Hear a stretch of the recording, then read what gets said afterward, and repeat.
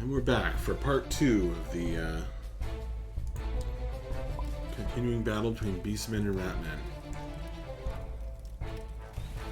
And as I recall, it was not going very well for my Beastmen. We are just about to start turn 4, and right now you are controlling one building, and the other 2 are contested, but you've lost 3 of your guys, I've lost 2 of mine. Right.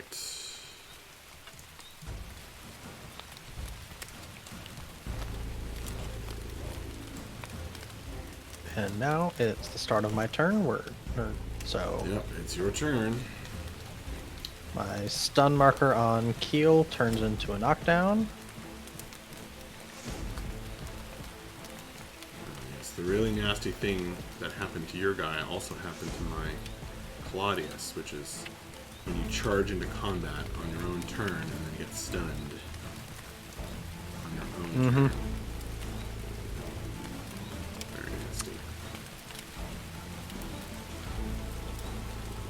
Yes, I'm trying to decide. Let's see, I don't think there's anybody else who's injured. So...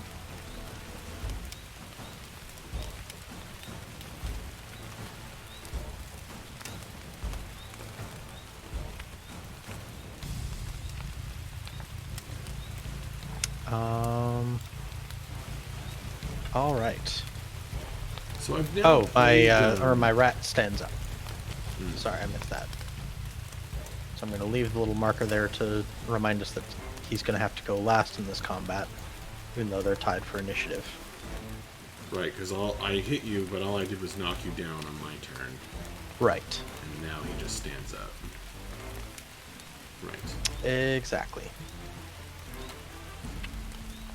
That would actually be a lot more useful than the charge marker.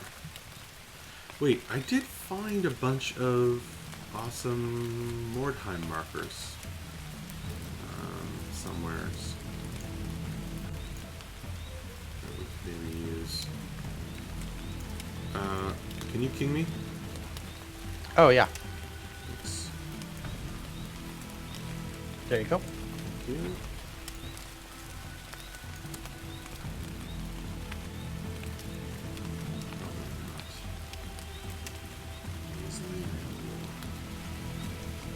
Alright. So, what options do you even have? Let's see. You got Sneaker B, you can do Yeah, stuff. my Sneaker B can do Stretch stuff. can do stuff. I can move Keel out of combat. He's got a lot.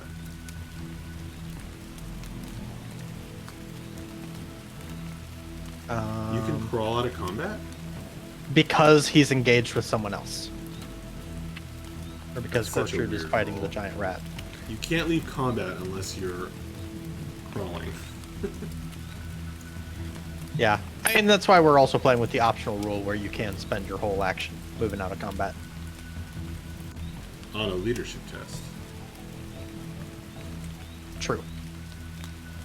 Is that a house rule or is that in the base rule? That's an optional rule. Oh, that's an optional rule. No, that makes sense.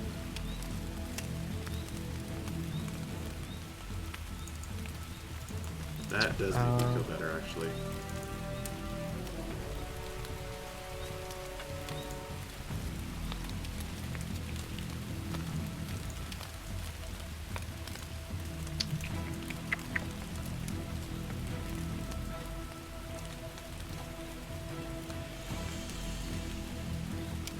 The question is, do I want Sneaker A to do anything else?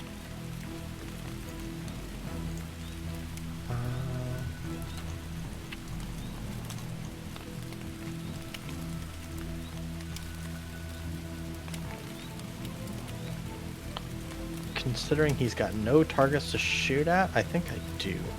So, Sneaker A is going to declare a charge against Ramlet. Really?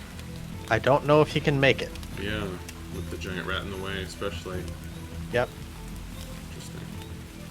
So, getting to that box is going to be about 3 inches. Then another 5 inches to get there, so that's 8 of his 10. Looks like you can make it. 1.4, he can make it.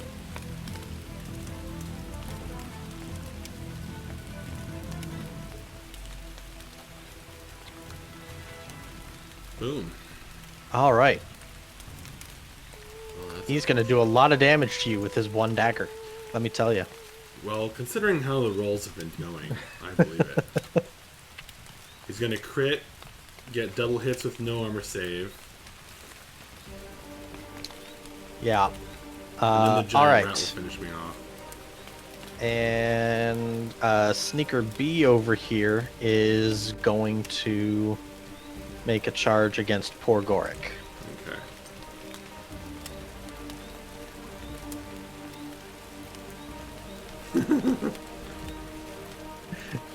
Is that... I think that might technically be illegal. No, it's 0.9. That's right. I've altered all the crates and barrels to be just under 1 inch tall, I think. Gotcha. For this reason. Okay. Oh, you There we go. Perfect. He's able to squeeze in. Perfect for you. All right. So now the question is, do I want Keel to get out of combat? Is that advantageous? Yes, it is. Probably. So he can move 2 inches. So he's going back there. Still in his knockdown state. So, alright, let's do some combats. Because, yeah, my squealer over here is just going to continue to hang out in that building. Oh, actually, shoot. I've got my other night runners. Obviously not charging, but can he run? No, he cannot. So he's going to walk is 6 inches. He's going to end up underneath that bridge. Cool. I don't think that's ever happened before. What hasn't? I don't think anyone stood under the bridge. Oh, Well, I didn't watch I all think of you're right. this game. no, it didn't happen last time. Or when I was playing against Nico. Yeah. Hey, Ethan Hans, thanks for coming by. Appreciate it, man. Did you get my host the other night? I tried to host at the end of my stream, but I think I screwed it up. Here we are finishing up this dramatic battle. It's not going well for me.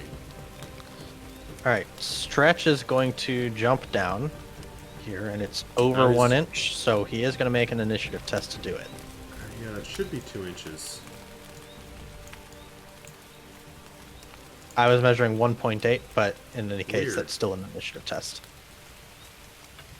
Let me get 2. You're a little slanted there.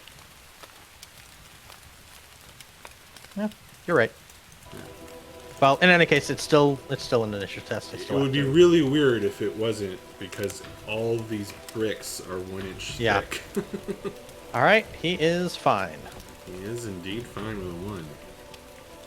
All right, and he is a running.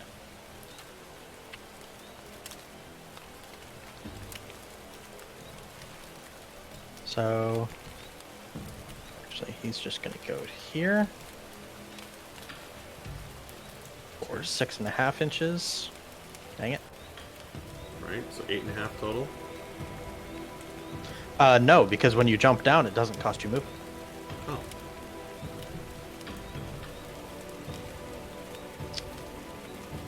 So that was 6.5 plus 3 for 9.5. And 2.5 more inches means he gets to just about right there. Okay. So Now he's this now building is contesting this contested. building. We're gonna have to start winning some close combats, which is the only thing my guys can do, so Yep. All right. better start winning them. So now, Quoll is going to use his curse. This time he's going to use the curse on Didn't even look at so I think he can see Gortrude from there because his base is partially through that building and you can see like the back portion of that. You can see Gortrude. the horse's butt. Pretty much. Pretty much. The croup. All right. So we're gonna cast his curse on Gortrude. Brutal. So I'm looking for a 6 or higher. Just barely succeed. So he's gonna have to re-roll his successful armor saves and hit rolls until the start of my next turn. But Ramlet is finally free of his curse.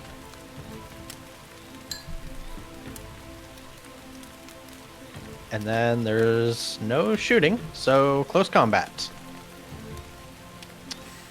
So let's start over here with this combat. Sneaker B is going to attack first. He's attacking poor Goric, and all he's got is a dagger. Needing a 4 to hit. Rock only So has the a weapon dagger? skill 3.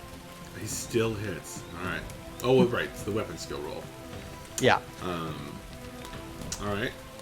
And then I need a 5 to wound. I will attempt... Oh, I don't need roll harm Yeah. 5 to wound. No wound. yet. Okay. Alright, so now I'm pretty Right. sure I'm higher initiative than you. Throck. He's initiative 5. Yeah, but I get to attack you. Well, Throck is part of this combat as well. Because remember, I thought before that you were in was charge Throck. both. Sorry. No, that was my sneaker. Because he charged. Right, the sneaker. Right. Okay. Yeah, so Throck is going to attack. He's got his fighting claws, so he gets 2 attacks. Interesting. Still needs a 4 to hit, though, because you're weapon skill 4. Right. So that's 1 hit. One hit. And this is only a 4 to wound, because he's strength 4. Oh, really? Yep. Gets it. So that is a wound. So you get your armor save -1 because of my strength 4. Right.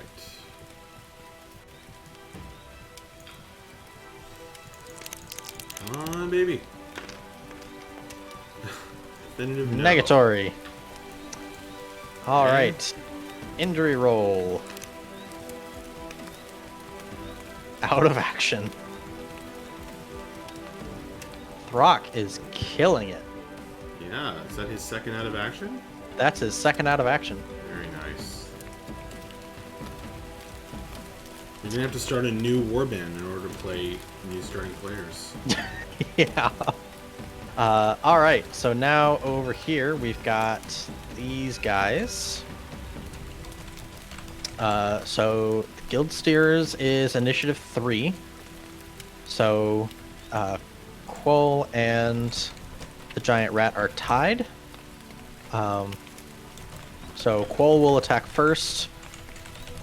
He's got to attack the Gilden Steers. Cool. And to answer your question, Ethan Hans, yeah, you can see we are contesting the buildings. This was the map that I created on stream. We Yep. are battling over the buildings. This is Occupy. Which is There's what the this 3 is. buildings that have the tokens that we're trying to fight over. And as long as each of us has one guy standing in the buildings at the end of the game, then we're contesting that building. Right. What was the next hand-to-hand combat we're doing? So it's Quoll and the giant rat against Goratio and the Gilden Steers Alpha. Right. So this is a big mess. Yeah, it's kind of a I mess, think you but have the highest initiative, though. yeah. So Quoll is going to attack first. He has to attack the Gilden Steers because Goratio is knocked down. Right. Horatio's knocked down? I don't remember that happening. Is he still knocked down? He got knocked down in the last round. Oh, on my own turn? On your own turn, yeah. Great. Okay.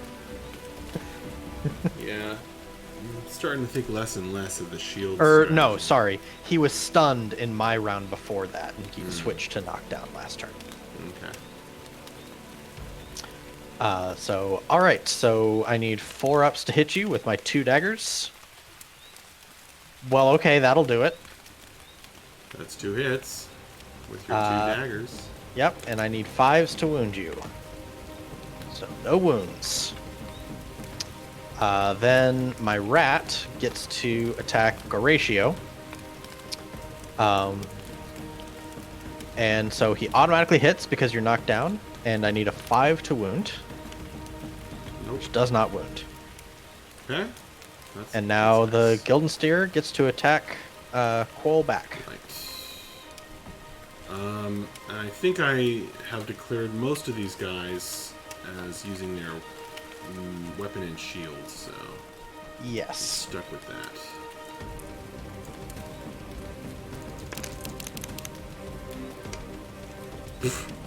Nope. Okay. Coolio beans. That was a hit on a 3, wasn't it? Yeah, it was. Okay. Most of my guys are only weapon skill 3. Yeah, Ethan Hans, these 3 buildings marked with the green Weirdstone token are the objectives. So we need to hold those buildings at the end of 8 rounds. So it's my Beastman versus these rats, and oh, it's going rough. Yeah. All right. Let's do my giant rat against Gortrude. Okay, maybe this will go better for me. I sincerely hope it does, because there's no good reason why my giant rat should This survive little this rat combat. versus this giant creature. And also his friend, the other Beastman. We're Gordon both Ross. standing it. No one gets the points at the end if we're both standing in at the end of 8 rounds. That's why we're fighting over. They're considered contested. So you have Yep. to hold it uncontested in order to get the point. And there's 3 points available at this moment in this instance. All right, here we go. So Giant rat versus rat Gortrude. first. Give this to me. Need a 4 to hit. Not Nope. that time. Not that time. That All would've right, been so now you get hilarious. to attack me back. All right. So I actually got to attack with the Gorton Bros first because he has higher initiative. Sure. And actually, he declared, as I recall, double weapons. Yes, he did. So I'm going to use my mace and dagger. Dagger is green. Whoa. They both hit. Man, these aren't the heroes getting the hits here. And you need 4s to wound, because you're strength 3. One wound with a So mace. the mace gets a wound. What kind of injury? Knocked down. Yep. Knocked down. Held it. All right. Yep. So now Gortrude gets to attack my giant Now, rat. what's really, really good here is Gortrude was cursed, folks. Gortrude was just cursed by this Eshin sorcerer, which normally would mean that he would have to reroll his hits. But now that he's attacking a knocked down enemy, he automatically hits. Yep. So that actually worked out incredibly well so far. It really did. Very fortunate for me. Let's see. I'm going to roll 2 to wound, and there's really no difference between these. Yep. And you just need 3s to wound.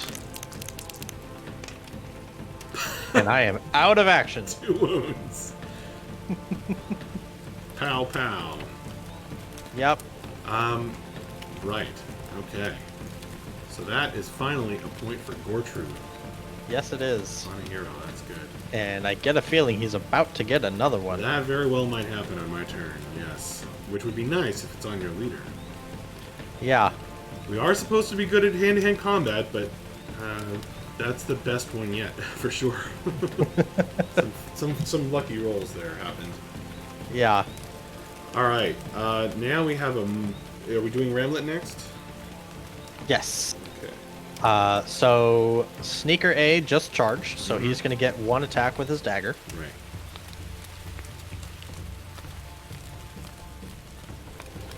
And he's going to need a 4 to hit you, which he misses. Okay. Then my rat just stood up, so he's striking last. Right. So I get Ramlet go gets to next. attack. So He's using his battle axe and shield. right. Using my battle axe and shield.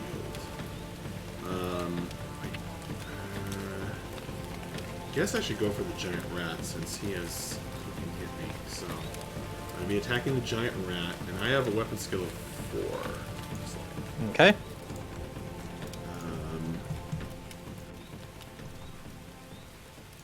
So I will not. Well, so I'll hit on 3s. Yeah.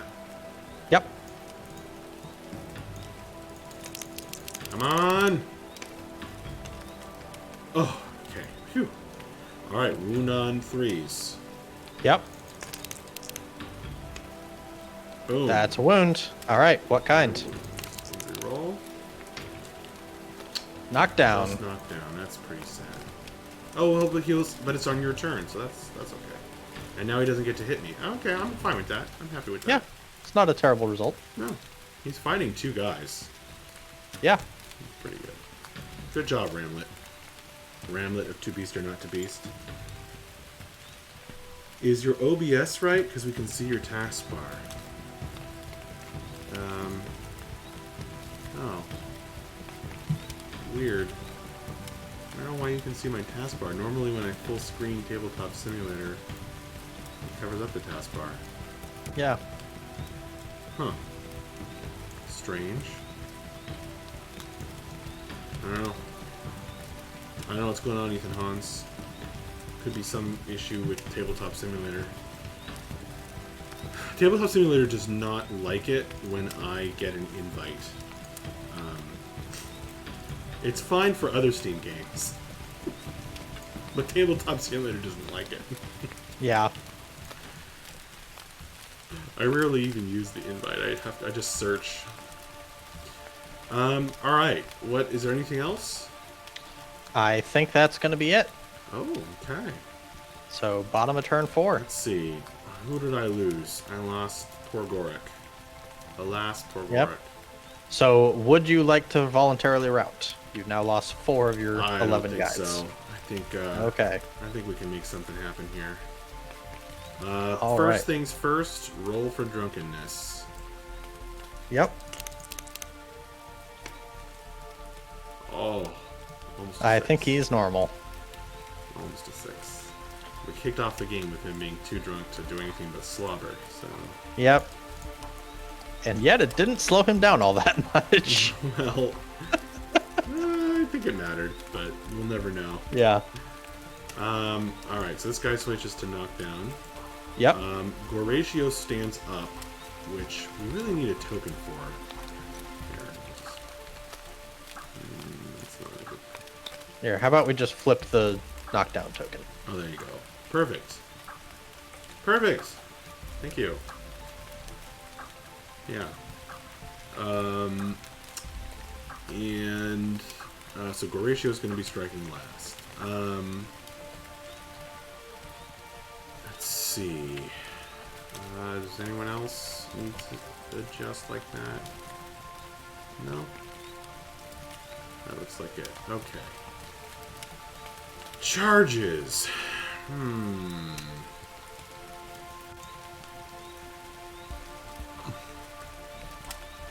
Well, this is interesting, because... Oh, right, you've got your guy under the bridge. Tricksy, tricksy, tricksy, under the bridge, aren't we?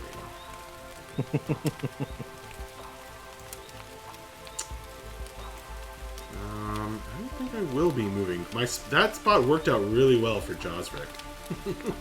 Yeah. I'm just going to turn him around, or flip him over. You know, depending on how I feel. Okay. Wah! Those books are throwing him off. Yeah. Alright, let's see. Alright, is there anybody not in combat? Not really. All I can do is crawl with Claudius. So he is going to have to make that leadership test to attempt to get away, since Throck is now only in combat with him. Oh. That's unfortunate. Alright. Well, he is probably not Leadership in 6 5. inches. I don't think I have any other charges I can't declare any other charges except with this guy potentially, but... Yeah. Oh, wait. Wait. Wait.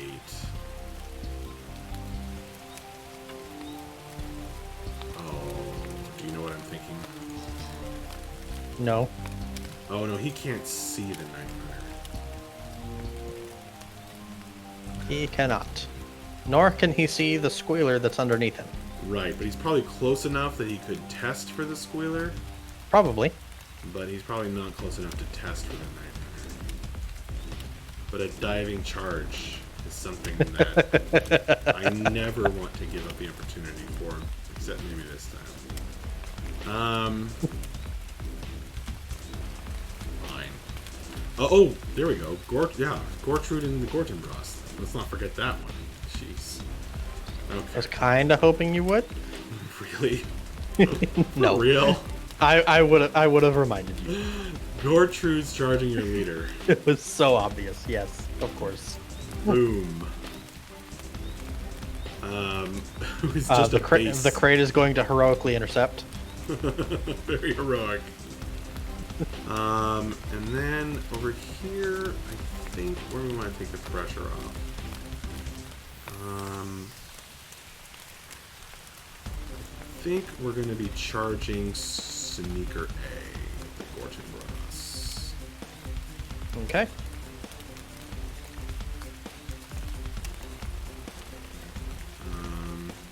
Yeah. Yeah, let's definitely take the pressure off. Let's set the leader up for success. Okay. I don't think there's anybody else who can do stuff because they're all locked in combat.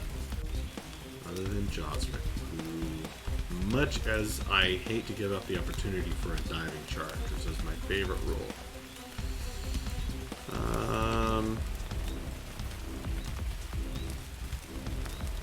Well, let's see. I guess I don't have to do a diving charge. I could just do I could try to declare a normal charge against Squealer A. If I wanted to.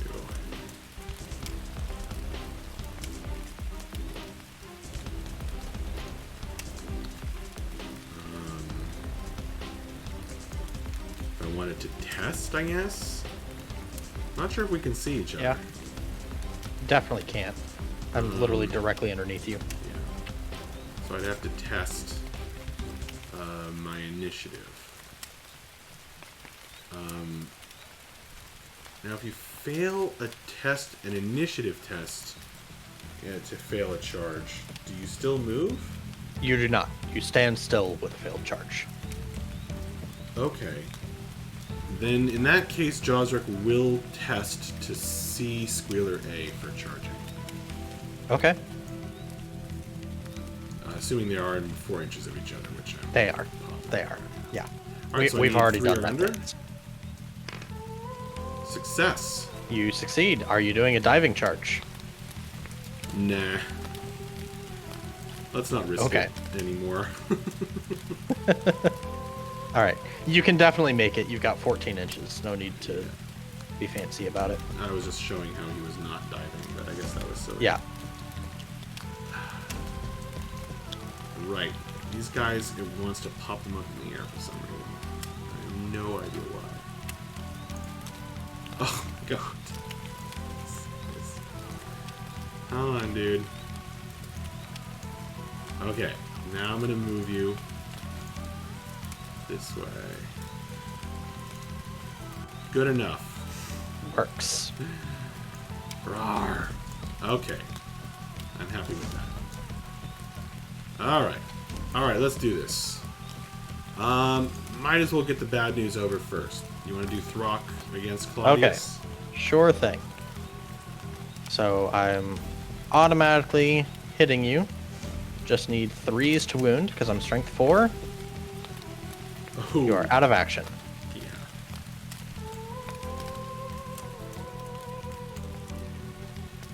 That is Throck getting a level up. Congrats to Throck. We're just feeding Throck. That's, Yeah, That's the he's whole my MVP for this match. Holy crap. He just soloed that entire flank. yeah, that was kind of insane, actually. I think Sneaker Bee helped a little, but I'm not sure. He tried to help. He didn't accomplish anything. That was all Throck. Nope. Yeah, it was all Throck. Yeah, ridiculous. Throck crushed it. All right, over here we have. I think your guys get to strike first. Yep. So go ahead. Cool. I guess. Yeah. So this time I'm actually going to start with my giant rat. Do you get to pick? Or I think I get to pick because it's my turn. Because they're both initiative 4. All right, whatever. Go ahead. Yeah. 4 to hit. Nope. Giant rat misses. All right. Okay. Yeah. Is this a Gertrude reference? Yeah, my whole warband is called To Beast or Not to Beast. And so the Centaur is called Gortrude. My leader is called Ramlet. You starting to get it? The Guildensteers. Goratio. Poor Goric. Poor Goric. He was out of action. Didn't really accomplish anything. Yep. Because also of lost Throck Muphilia. just going ham. Just Throck MVP, man. Alright, so Quoll's attacking? Yes, he is going to attack the Guildensteers. Okay. With his 2 daggers. Actually, hang on. No, he's going to attack Goratio. Goratio is more dangerous. So, 4 is to hit.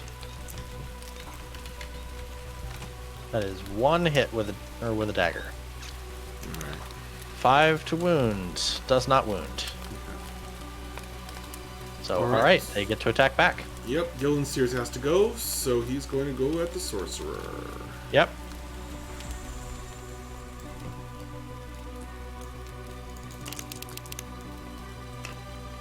That's a hit. That's a hit. 4 to wound. That's a crit. What kind of crit? The best kind. +2 to injury rolls. And 2 wounds. Yep. Alright. Out of action. Out of action. Okay. Goodbye, Quoll. That's my 2nd hero down. That's not good. Yeah, well, this warband does one thing well. Hopefully. Yeah. Except when Throck is just unstoppable. Goratio is against a giant rat. Let's do it. All right. Hit. That's a hit. Wound. That's a wound. Knockdown. Alright. And now we can just flip this over. Yep. Nice. Cool. All right. Let's do the awesome one. This is gonna be fun. Gortrude against your knocked down leader. Yep. So 2 attacks that automatically hit. Yep. Just need so 2 3s to wound rolls me. at strength 4. Yep. Oh! Oh my god. Oh my god.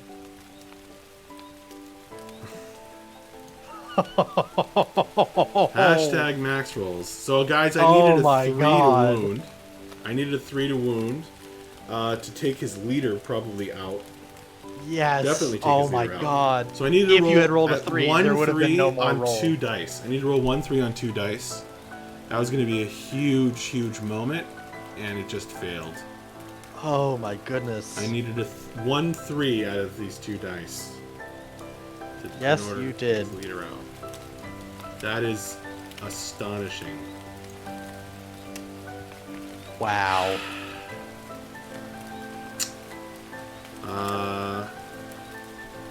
I guess I could have declared that I was using my dagger, but I honestly didn't even think about it. Oh man.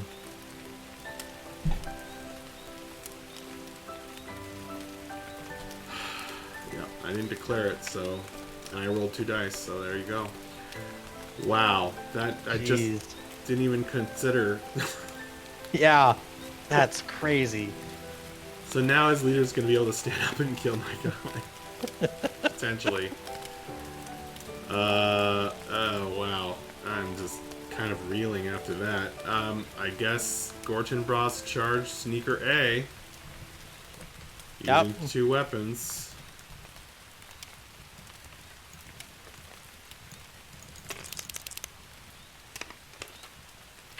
Hit. That is 2 hits, actually, 2 hits. because your weapon skill 4 to my 3. Right. Alright. Yep. Got weapon skill 4 across the board here. So that's actually 2 hits. You do have advantages for being in melee. Yep. 1 wound. So that's a wound. What kind of wound is it? Mace plus 2.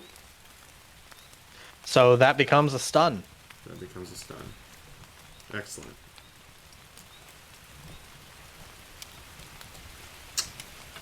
So, that actually gives me an interesting conundrum. I can either automatically get Ramlet the kill, or does he still have to roll the wound on a stun? On a stun, you do not have to roll anything. It's just automatic. Yep. So automatically I could hit, automatically wound, give automatically out of Ramlet action. the kill, or Yeah. I could roll to wound a giant rat.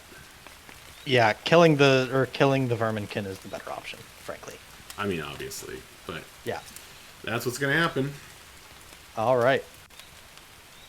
So that's 1 for Ramlet finally. The turntables are turning. That is 5 guys out for me. Oh wow, really?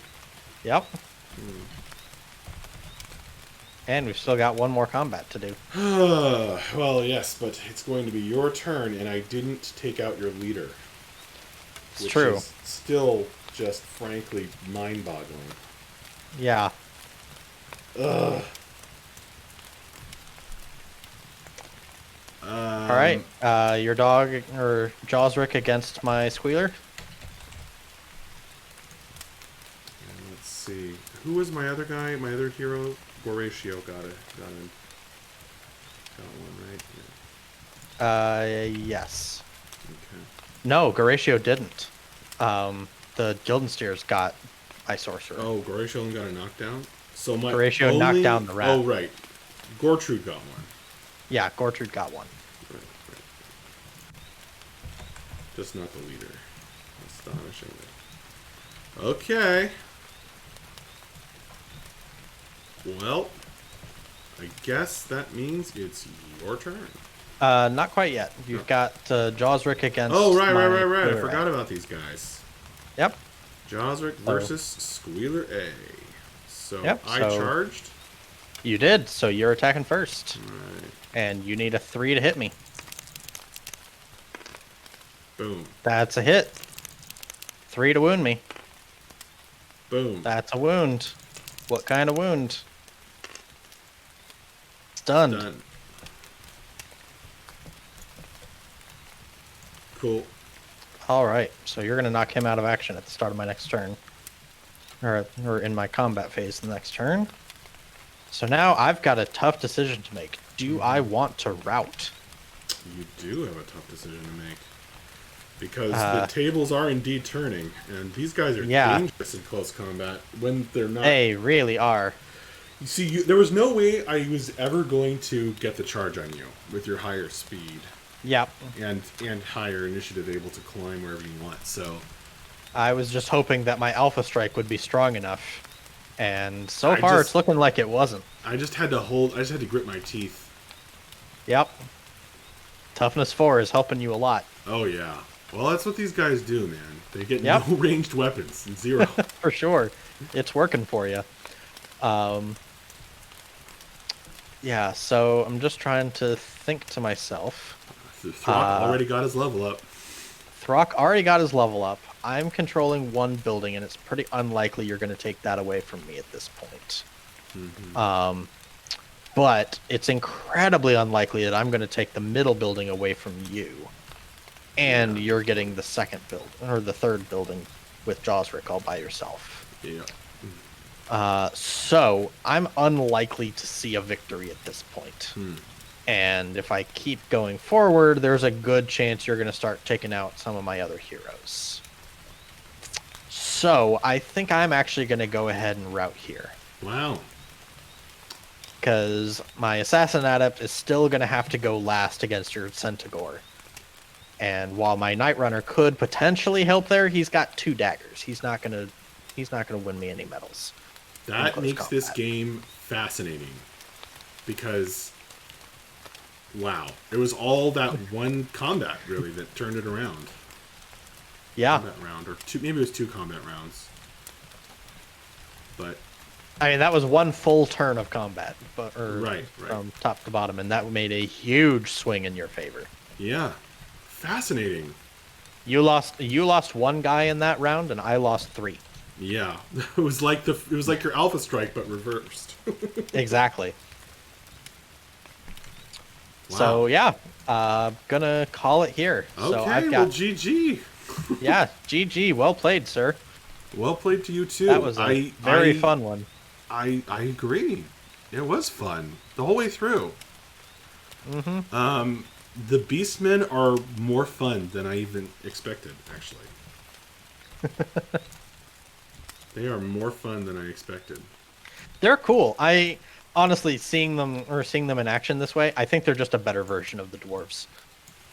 They don't have the range. They don't have the ranged ability that dwarves can get, but movement 5 is such a big thing for a tough army. There's a lot of differences between them and dwarves. I don't know. I mean, dwarves have better equipment Dwarves options, are all about the equipment. These guys aren't. Yeah. But Mordheim is not about the equipment. Yeah. I mean, that's true, but I don't know. I don't know if I'd really consider them. This is so weird. So, if I hold him over the center, then he lifts up. But if I slide him, then he comes down? What? That's really weird. Anyway. All right. I don't know why it's doing that, but yeah, some weird things doing. But all right. Yeah, that was fascinating. Really interesting fight. Well played. Yeah, well played. Can't believe I got the win in the end. Yeah, well done. Oh, You deserved it. It was all about just gritting the teeth. They just have to. That's what pushing these guys through. Do. That's what these guys have to do. Is just be like, we may not win the range battle, but gotta come to grips. Yep. Fascinating. But yeah, me routing there was it had to be the right decision because I was going to lose another giant rat. I was going to lose another of my verminkin. There was a decent chance that I was going to lose my assassin adept to your centaur. Yeah, very decent. And I probably was also going to lose my third giant rat as well if I had kept going for one more round. And that would have been on my turn. The chances were high that I still think you probably would have won, but a very high chance of a Pyrrhic victory. I mean, here's the thing, is that you've got 5 guys that can hold that middle building. Yeah. And I would have 4 turns to knock them out. But you don't care. But see, I would say you don't necessarily. Well, maybe. Yeah, you're right. Because I could come out of the middle of the building. Yeah, I have to contain you in there, or else you're going to be able to take the one building that I've got. Yeah. Honestly, and I've got nothing threatening Jawsrick anymore.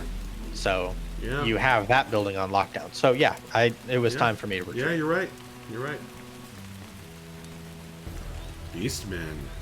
I could have potentially done a bit more damage to you if I'd gotten a little lucky with Keel, then he could have started doing some serious damage with his Weeping Blades. But yeah, but you would have had to survive Gortrud's attacks first. Right. Exactly. And he's no slouch. Mm-hmm. For sure. All right, let's roll some injuries. All right, let's roll some injury. Yeah, let's do it. All right, you want to go first? Sure. So I'm gonna go from right to left. Wait, why is Claudius over here? Did he go down? Yeah. Oh, right. To Throck. Yes. Alright, Claudius. 5s? He's fine. Polonius. He's fine. He's fine. The Rosencaps A. Dead. No! The Battlefield screen that's name. sad. The Rosenkrantz is dead. But not Guildensteer. I tried very hard to get Guildensteer. You did. Okay, Muphilia, the most disappointing shaman. To be fair, I mean, I didn't give him an easy Don't task, forget to mark one of them as the 10s. Oh, right. So, green will be, red will be 10s. Okay. 25. 5. That's Arm bad. wound. Smashed leg. May not run anymore. Oh, I have to sorry, roll yeah. again. Okay. Yep, you have to roll again. I guess where I'm hoping for a 2 to 6.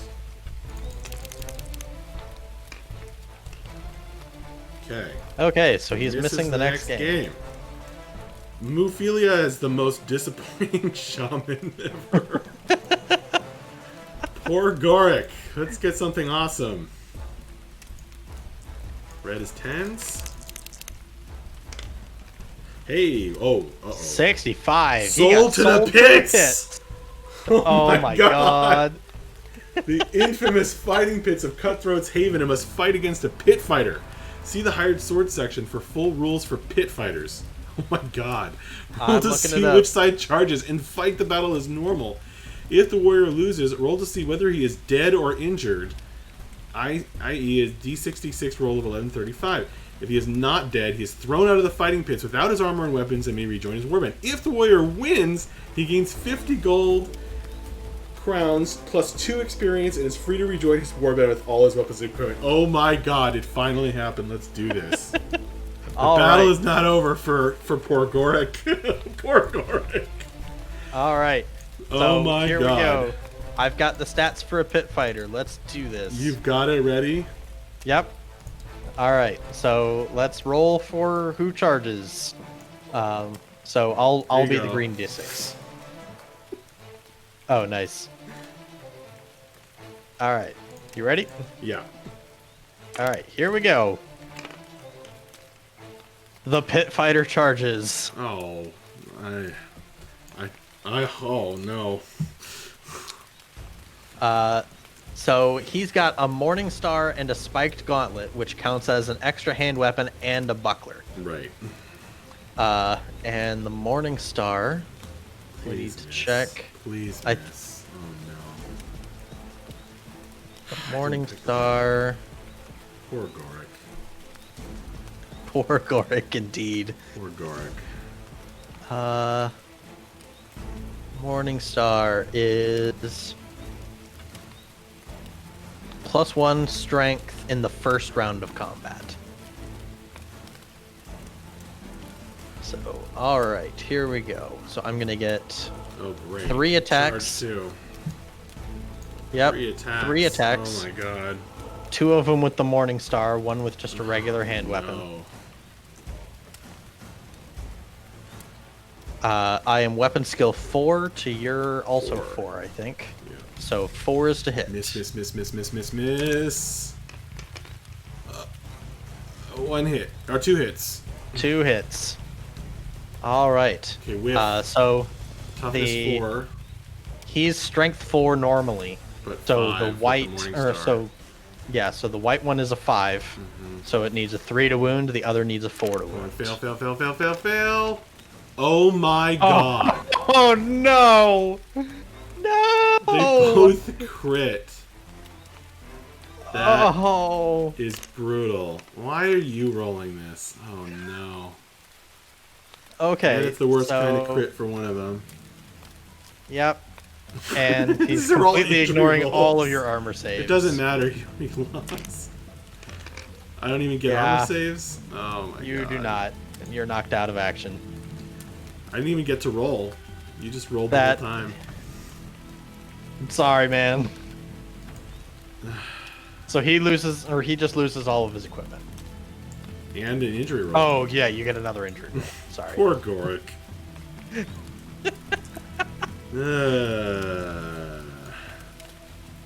Never let Corey roll dice. That's the rule. I gotta re-roll, right? I think you do. Yeah. Or no, You no. can't get another 65. A D66 roll of 11 to 35. So I assume I just roll again? No, you just see whether he's injured or not. So because you didn't get the 11 to 35, you're not injured, so you're just fine. Oh, alright. So we just lose the equipment. Yep. Well, that could have been worse. Could have been a lot worse. And honestly, that's only 10 gold of equipment. That's hilarious. That was fantastic. That was hilarious.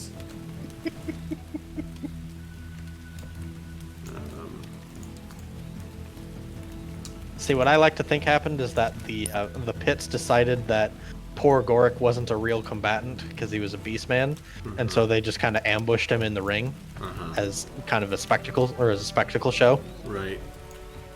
Oh, man. Well, it's too bad. It would have been just stunning for him to get that. That would have been legendary for sure. Getting 50 gold and 2 experience. Yep. All right. Poor Gorick loses everything. Now you want to do your rolls? Yep. All right, here we go. So white will be my giant rat, blue will be my squeaker, and green will be my squealer. All right. They are all okay. Unless the Rosen Cascade is dead. So all 3 of my henchmen are fine. So now, let's take a look at what happens to Talk. White will be the D10, or will be the 10s digit. Oh, 26. That's not good. Chest wound. Oh no! Oh no, he's toughness 2 now. My black Skaven is toughness 2.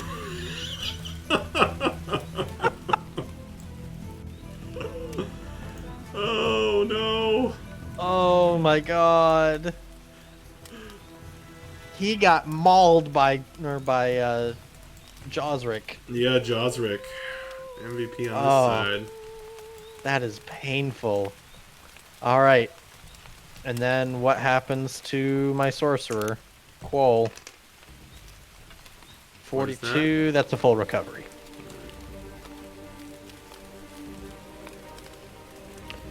So, alright, that's all the injuries. Chest wound hurts. Chest wound, not great. Yeah, that really hurts. But, alright, so now let's do experience. So, your leader gets +2, everybody else gets +1. I think we've already been keeping track of kill experience.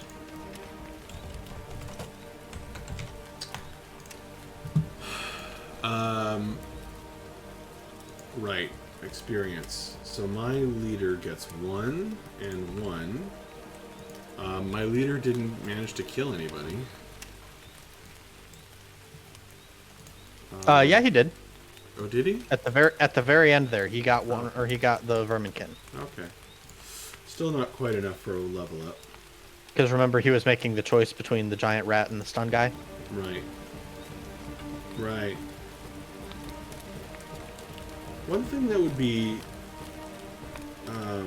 cool in this game is if you got experience for occupying buildings. Yeah, that would be a nice addition to this. Or I'm sad that Gortrude didn't get the kill on your leader, because that would have leveled him up. Oh. And I really did not want you to injure him again. Yeah. Or injure him any further. No experience for the Rosencalfs, who died. Yep. Or for any of my animals. Yeah. None for my animals either. Alright, so I've got 2 level ups. Cool. I'll look at the chart. Okay. I got none. All right. So the first is for Throck, my black Skaven. Alright, Throck. He got a A 6. 6 characteristic increase. Roll again. 1 die. This is a Okay. nice one. 4. 4 is +1 attack. Ooh, I like that. I like that a lot. All right. So now he's getting 3 attacks with those fighting claws. Mm-hmm.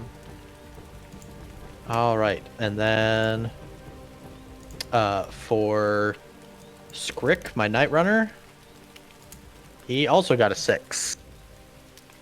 Alright, So roll let's again. see what he's doing. He gets +1 1. strength. Even better. Ooh, nice. Well, maybe not. Very but nice. Even better. Yeah, that's a big one. What's did he already have 4 strength? No, he was only at 3. Okay. That was one of my Night Runners. Just the cheapy guys. I assume rats can get 4 strength, so there you go. I have several that already are. Okay. And no, that's it. That is it. Okay, money. I need to get some money to bring back to buy back my dead guy and my gear. Yeah, all right. By the way, according Yes? to the campaign rules, the story campaign rules, with the chest wound, you get access to a new item in the store. Oh, cool. So that might be fun. I will have to take a look at that. Yeah.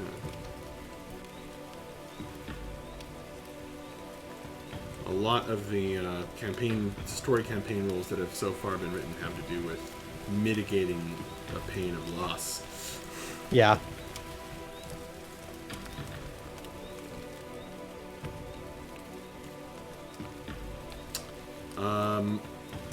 Let's see. I guess I'll do gold. Sounds good. You go first. Okay. So I have... It's only heroes still in the field, right? So I have Correct. 3 heroes still in the field, plus 1 for winning. I don't think any other dice? I don't think so.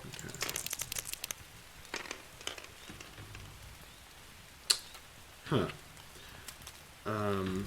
So that is 13. 13. So you get 3 shards. 3 shards. And how many guys do you have in the squad? Now I that think one is dead? 11. Oh no, when one's dead. 10. Okay. So that you can sell that for 60 gold. Alright. Or you can sell 2 for 45. I'll definitely sell for 60. Makes sense. It's probably going to cost me that just to buy back my dead guy. And I got double 2s, which is probably not impressive. Did get double 2s. You get a shop. So roll a d6. Alright, it's the green die. The Merchant's Guild shop has been thoroughly ransacked. Even so, there are still items scattered around the single long room, mingled in with rubble with the rubble. Some are useful, such as cast iron pots and pans and rolls of fine cloth. All manner of smaller items are lying about, the sort of frippery which no longer has a use to a devastated city with few inhabitants. So a 5 means you get 5d6. I'm sorry, 5. Sorry, it's a d6 of gold. GC. So you get 5. Yeah, so you get 5 GC. If you had rolled a 1, you would also get a lucky charm. Damn, that would be nice. Yeah. Alright. So I get 65 gold. Yep. All right, and I had 4 heroes remaining on the field. So I am also rolling 4 dice.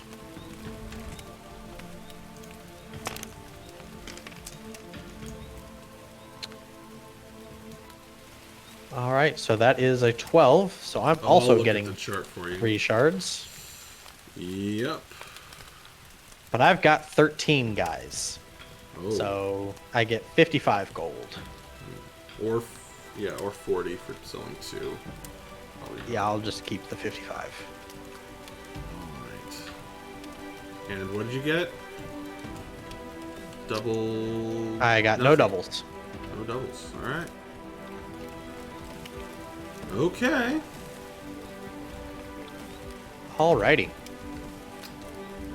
Well, do you want to search for any rare items?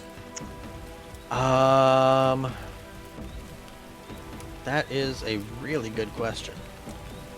I'm not going to search for any.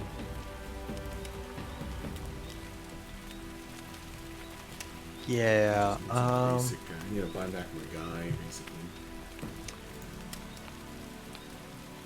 you know what? Let's look for a pair of Weeping Blades. Ooh. Why not?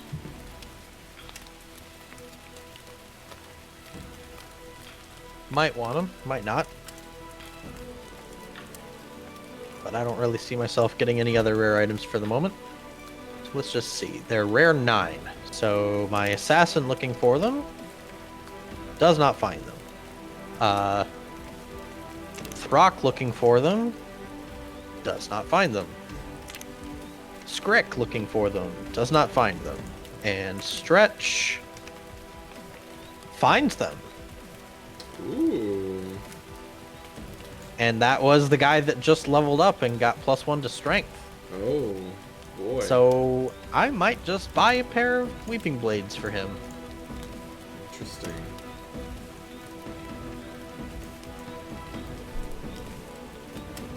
Interesting indeed.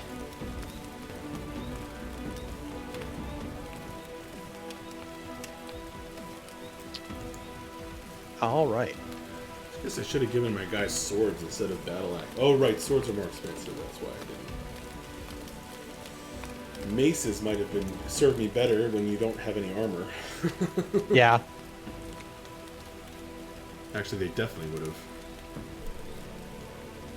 Yeah, I think there were a couple times where you rolled a 2 and it would have stunned me instead of knocking me down. Yeah, that makes a difference. But at the same time, being strength 4 with a battle axe means you get to ignore shields. Well, yeah, that's kind of why that's why I built them this way, because I was like, well, yeah, the one thing I absolutely know get it. about this league is that there's dwarves in it. So Yeah, at the time, absolutely. And it would have been really nice against lizardmen too. yeah, Skaven are just the ones who don't care about that sort they of just thing. don't care about that stuff. But I mean, We no, could I'm not we could complaining. carry shields, or we could bring more bodies for you to hit. Yep.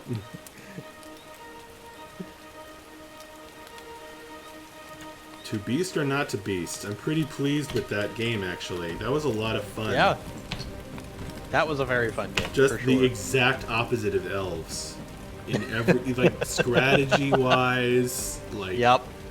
the way that the game goes, like, usually elves, like, they're like, you know, the way that they work in theory is that, like, you know, they're really strong at range, you know, in the early game, and then, like, get more and more afraid. Yeah. And it's like the opposite with the Beastman. It's like, well, we're just gonna get decimated in the beginning, but we're tough, and we made it through. Here we are. Yep. That's one thing about these guys is they're definitely going to like wearing armor. Yeah. And they've also got the skill that naturally improves their armor save. Yeah, If you want to go further. If they get some level ups and some skills, yeah. Mm-hmm. That is a nice one. That is a nice one.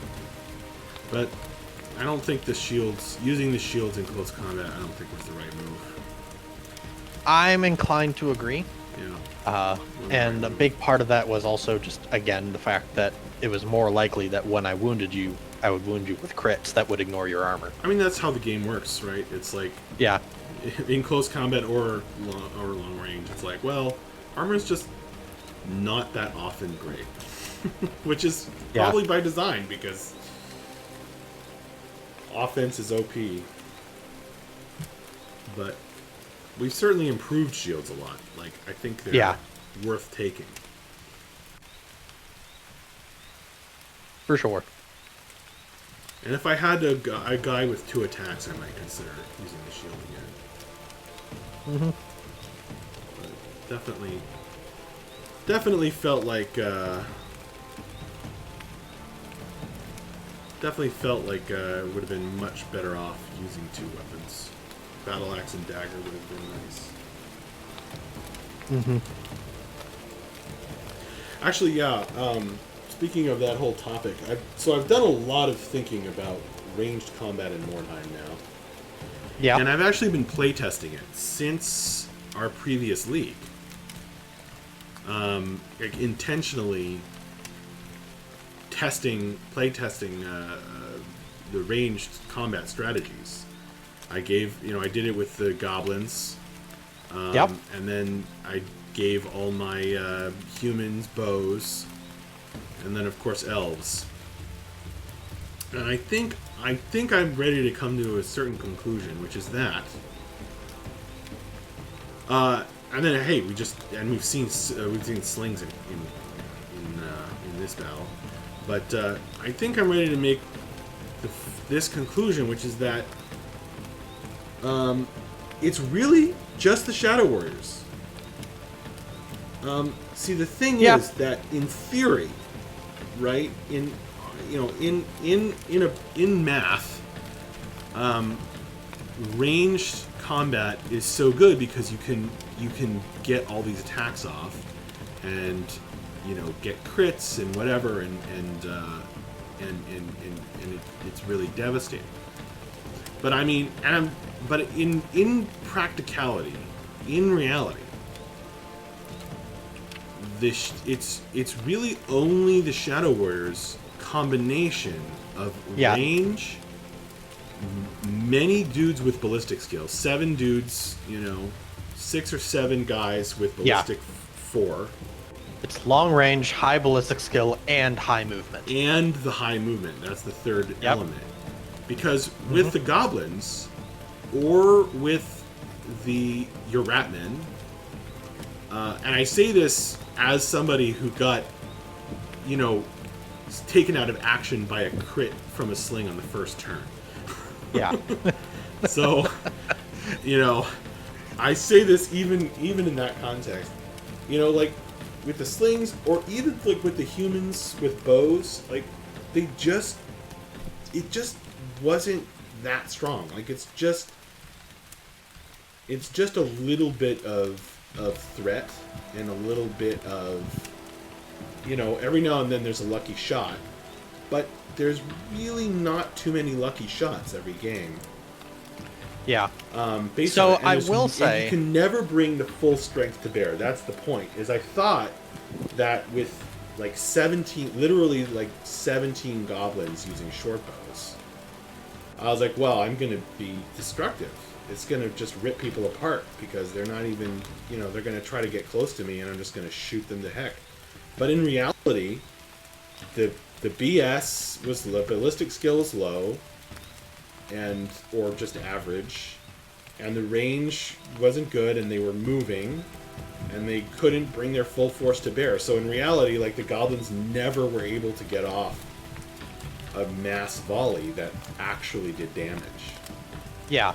I will say the Skaven are a little bit of an exception to that, because they have that same ability that the goblins have of being able to potentially mass their shots, of just having a huge amount of slings at their disposal. And they can do it from a little further away because they're not using short bows, they're using slings, and they have the potential to double hit if they're within 9. And slings only cost 2 gold. Yes. They are dirt cheap. Yes. Like, I made a very conscious decision with this warband that I was not going to load up on slings. I have a total of 6 guys that have slings. I mean, that's another well-known thing, right? It's like, it's well known that Shadow Warriors are problematic, and it's well known that there's a strategy with Skaven where you just mass slings. And you know what? The common wisdom is sometimes right. But I think, those are specific warband issues. They are. And slings are not nearly common enough. Like, honestly, frankly, I think it's the sling that's the problem. It does too much for too little cost. Right. But it's just Skaven is pretty much the only warband that actually gets access to slings. Sisters of Sigmar actually do. I discovered when I played against Nico, but as far as I know, they're the only two that do. Well, they get slings, but it's not a problem in their case because they can't get as many cheap guys. Right. Exactly. But when It's Vermin only in can the cost aggregate. 20 gold, Huh? I said when Vermin can only cost 20 gold. Right. Then you can load up on a bunch of sling carriers. Mm-hmm. And I can see how that could be a problem for sure.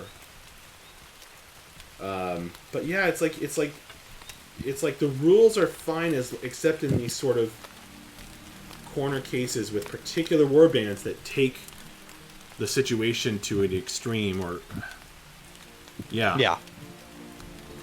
The thing about I mean that's like a specific thing with Skaven. Like nobody's going to question that is a choice you're making.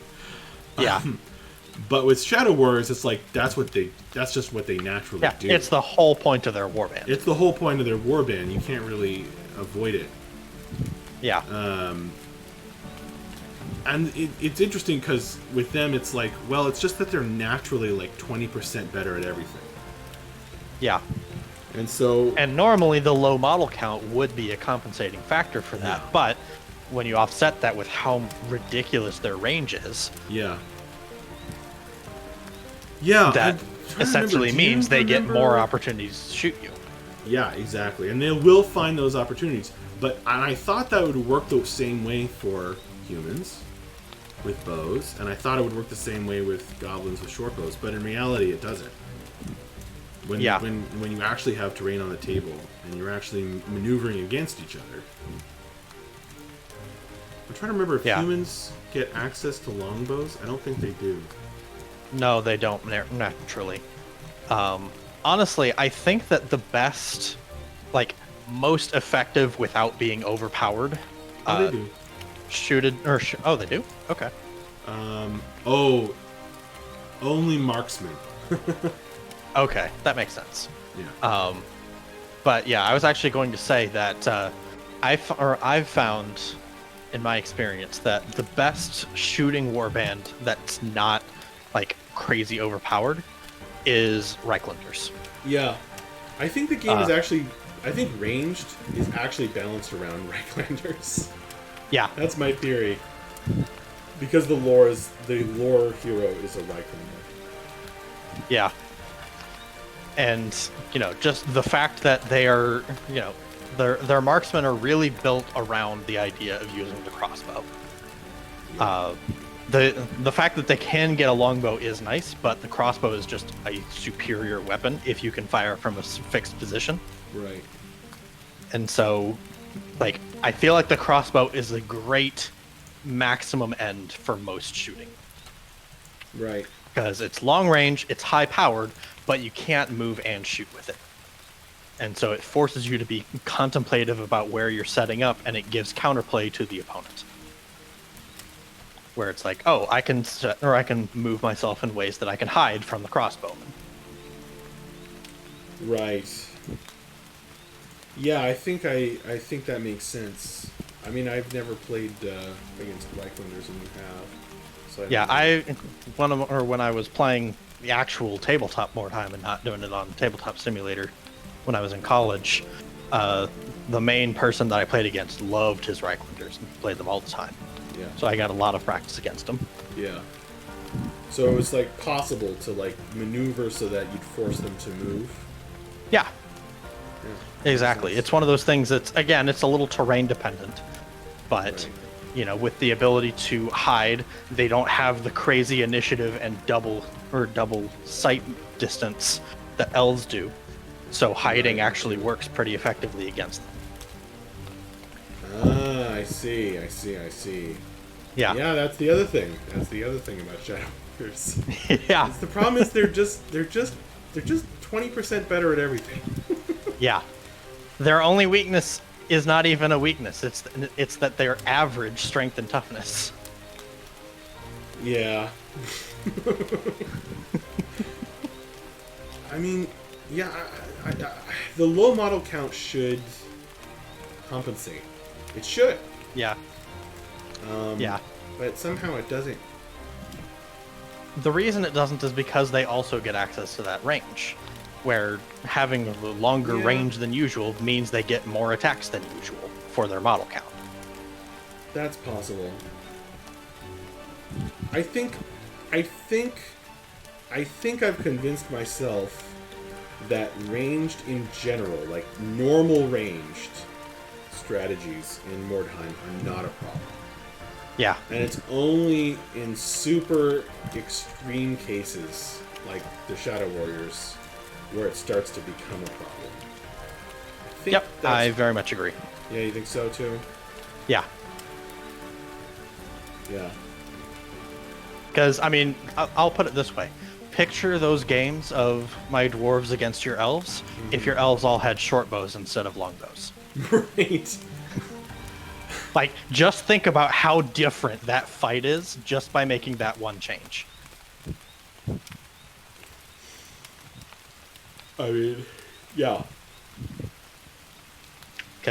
And that's not even putting them on a bad scale for range. That puts them on the average scale for range. Yeah. I don't think I've ever lost a game with the Shadow Warriors. I don't think so either, but in fairness, you've primarily played against dwarves and undead. The slowest types of warbands. Winning and losing in Mordheim is sort of... It's really more for pride than anything. Right. That's what I love about Mordheim, actually. Yeah, I mean, I'll put it this way. The difference between you losing that warband, or you winning that game and me losing it, was the fact that you got 10 more gold than me. Right. And one more experience on your leader. Which is nice. I out-experienced you that game anyway, since my heroes got all the kills and not... Yeah. Yep. For you, it was mostly henchmen that got it. That's what I love about Mordheim. Yep.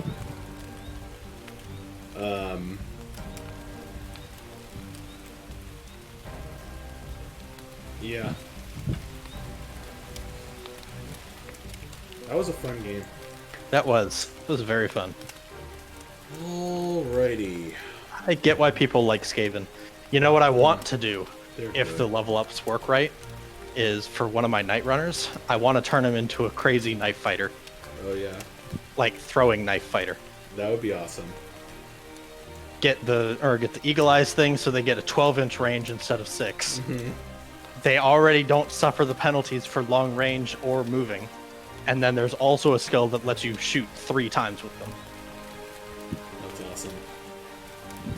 And so I just think that would be so much fun to actually have somebody do such an unorthodox fighting style.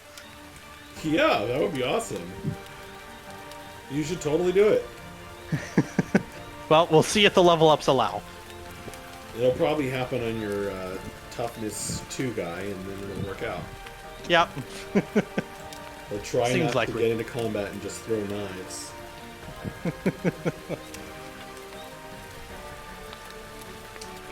I'm actually excited to see what happens with the Beastman.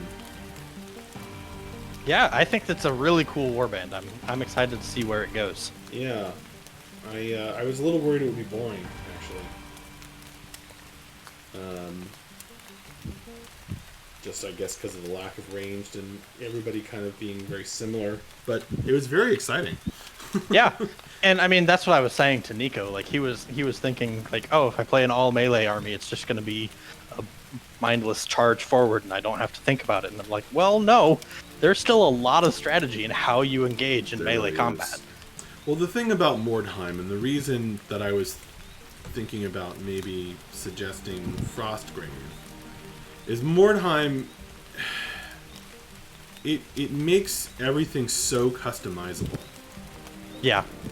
Like you can drill down and change every individual model's equipment. It's true. And like Frostgrave is a much simpler system in terms of like getting a warband off the ground and ready to play. I mean, it has more stuff to do with like the wizard, the leader wizard, and his apprentice. But that's one unit that gets a lot of customization. Yeah, 1 or 2 units that's like, they get a lot of customization, they're really interesting, they have a backstory and a name. And then the rest of the guys are, they're kind of generic. Yeah, they're goons. They're goons. They have specific abilities, but they're all the same as each other. And that's, I don't know, it's a more modern design, I think, but it's interesting. But that's the trade-off in Mordheim, and it makes it kind of a steep curve because there's traps. Yeah, In order for sure. to make you have lots of choices. There are kind of these traps you get into. Like let's say armor. Armor is kind of a trap. Yeah. Very true. We've buffed armor twice, and it's still true. Yeah. I mean, it's much less true. But it's still, Yeah, and those buffs were not insignificant either. no. Doubling the value of a shield and cutting the cost of all armor by 75 or by 25%. Yeah. Those are big, big changes. I think we just made armor like a not insane choice, which I'm happy with. But I'm pretty happy with how the game feels with our current set of house rules. Yeah. In general. Did I get to roll even one armor save? I think I did. Yeah, you got to roll one armor save because I hit you with a dagger on one of your hounds. Oh. What? Not because of my shields? Nope. I took shields across the entire warband and I didn't roll any armor save for a shield. It was a 6-up. Oh my And god. you failed it. That's really sad. That's really, really, really sad. Now you understand why I was frustrated the way the dwarves played. Yes, I do. I get it. That's unlikely to change either. Good. Yep. Well, yeah. I actually want to see these. Obviously, I built them thinking about fighting the dwarves.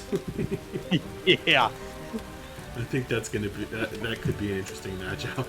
That would be a very interesting matchup. Just a whole lot of nobody dying. A whole lot of strength 3 against toughness 4. With armor saves. Although you actually do have a pretty decent amount of strength 4. Yeah. I mean, 4 heroes with strength 4 is a lot. Yeah.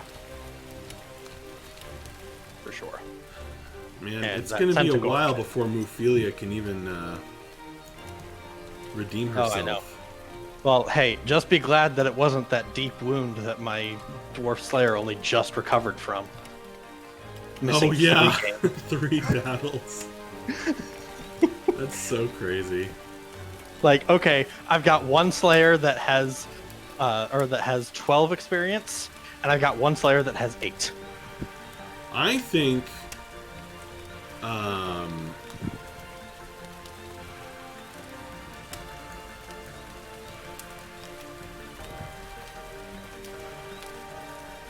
just have a thought. Okay. I had a thought that is seriously obvious. Okay. Oh my god. Dude! What if we made a house rule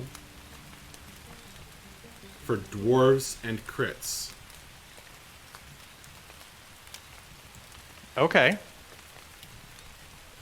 So that That's the crits on dwarves give a penalty to the armor save. Unless it's like a super crit, maybe. I can see that working. That makes a lot of Crits- sense to me. crits on dwarves give a penalty to the armor save. Make the change that I was recommending earlier, where just the 3 to 4 instead of completely ignoring armor saves, it just gives them a -2 to their armor save. Yeah. 5 to 6 along still those lines. knocked it out completely. You might want to do the math on it to see if just by how much that would reduce the, Yeah. how much percentage chance it would change that things. But Yeah, I'll play around with that. that seems like an obvious answer. Instead of trying to make a game-wide change, Yeah. it has a lot of unintended consequences. I mean, because the thing is, like, the dwarves really are built to, like, get armor. Right. And armor is highly optional in every other warband, I think. Mm-hmm. Yeah, I mean, if you think of it in terms of the dwarves still being a melee focused warband the way that the Beastmen are, Yeah. they're trading that 2 movement for the ability to wear heavy armor. And I mean, there's a lot of differences. I mean, there's other design issues with the dwarf warband. It's really not all about the crits because, like, there's the issue that, like, there's so much power concentrated in the engineer. Yeah. Like, so much of the warband's effectiveness is in the engineer.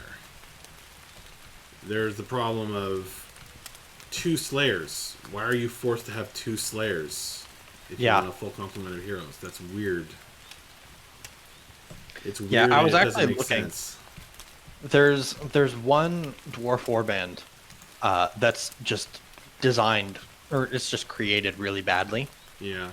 But it caught my attention because it only has 1 slayer. Right. The other hero is an Ironbreaker. Oh. But here's the thing. He costs 110 gold and comes with Gromril armor. Oh my god. But he's only toughness 3. What? Why? Right? I don't understand it. I don't understand what led them to that decision. Maybe it's a typo. It might well be, but I'm not going to walk in and say that. It just seems really silly to me. It's Clan Angrand. If you want to take a look at it, it's weird. That's really weird. An Ironbreaker instead of one of the Slayers is a cool idea, though. Yeah. Yeah, I like the concept. I mean, hell, who knows? Maybe it's worth it for me to try to take a crack at building my own 4/4 band. Yeah. I don't know, you might consider it. Certainly it would be cool for dwarves to have a skill that does something with crits. Even if it's not inherent. That's not a bad idea. Also, giving them a skill that's like some equivalent to infiltrate. Where it's like, yeah, they're dwarves. They go underground. They're not going to pop up in the orthodox places. You know, something to give them a little bit of a boost to their mobility. Right, like dwarven miners. Yeah, exactly. Yeah, one of the weird wood elf warband lists has a deep strike skill available. But the problem with messing with that is like a lot of the scenarios like have very specific setup rules to the scenario. Yeah.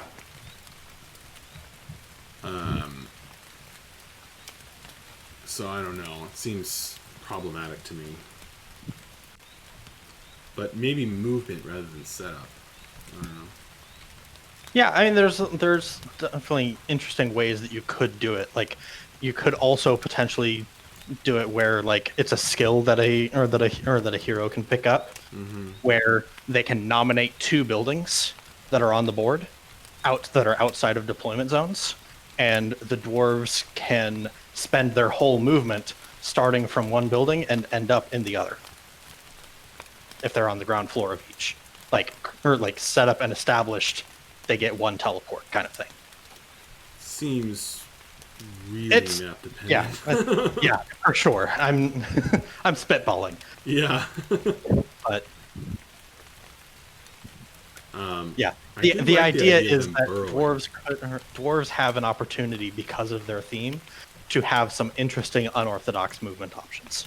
I do like the idea of a burrower dwarf who could somehow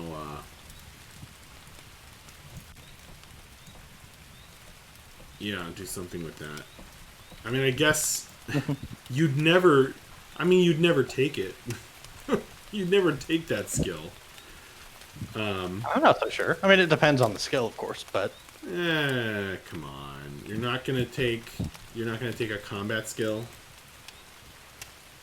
I mean, there are some times when that's really important, but you have to remember a lot of the scenarios in Mordheim are somewhat objective based. I really wanted your leader. Remember the leader who had the wounded leg? Yes. Went Oh down my to move god. 2? Movement 2 noble. I really wanted him to take leap. Sadly, not an option. Oh, they don't get speed skills. That's right. None of the dwarves get any speed skills. That's right. Would have been hilarious. That would be fun. Replace, instead of a slayer, one of the slayers, replace it with a minor dwarf who has an innate burrowing skill or something. Mm-hmm. Can take speed skills as a dwarf. I mean, hell, maybe it's just he can deploy 8 inches beyond his normal deployment range if you're on a standard deployment. Yeah, maybe. Like I said, I don't know about deployment. I think it'd be better for him to have like a once per game. He can like move 8 inches. That isn't a charge. I would probably do it like that. You may be right. The problem with doing setup things is then you end up setting up like in really weird places, like setting up inside a building and occupy. Yeah. Or like the reason I started with infiltrate is because that literally already exists for the Skaven. Really? Yeah, Skaven have a special skill. Infiltrate. Oh, I stand corrected. Yeah, infiltration. A Skaven with this skill is always placed on the battlefield after the opposing warband and can be placed anywhere on the table as long as it's out of sight of the opposing warband and more than 12 inches away from any enemy model. If both players have models with infiltrate, roll a d6 for each, and the lowest roll sets up first. I think that's the same as the one they gave the wood elves. Well, I stand corrected. That would be a cool thing for dwarves. For a dwarf. Yeah. I mean, I feel like it could use with some different requirements to account for the fact that it's not someone hiding, it's someone digging. So, like, it has to be more than 12 or more than 18 inches away from enemies, and it has to be in an open space or something like that. Interesting. But I don't know. I'll think about it. Yeah, I don't know. I guess the general point is like maybe we should fix like the specific thing that's broken rather than trying to make a general house rule. Mm-hmm. I'm also I don't know, interested in some kind of interesting trade-off on the Shadow Warriors. Although perhaps there's more playtesting still to be done there, but yeah. I mean, the problem with targeting the Shadow Warriors specifically with nerfs, the only way I can see to do it is to just increase gold prices for them, because well, the thing is that if you nerf any of the things that makes them so strong, you're nerfing the thing that makes them unique. Like you're stopping them from being elves. It's not an easy question. Creatures. Yeah. I would actually say,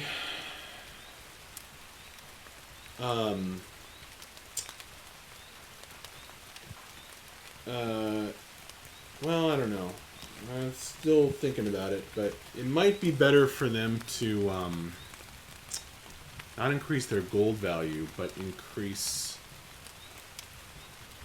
well, maybe some of their gold, like the standard Shadow Warrior gold value maybe could increase a little bit, but increase their starting experience, which is already high. Yeah. Actually, the other thing that might be a big factor is not giving them the 2 newbie heroes that bring them up to 6 heroes. They don't get 6. Or 5 heroes, sorry.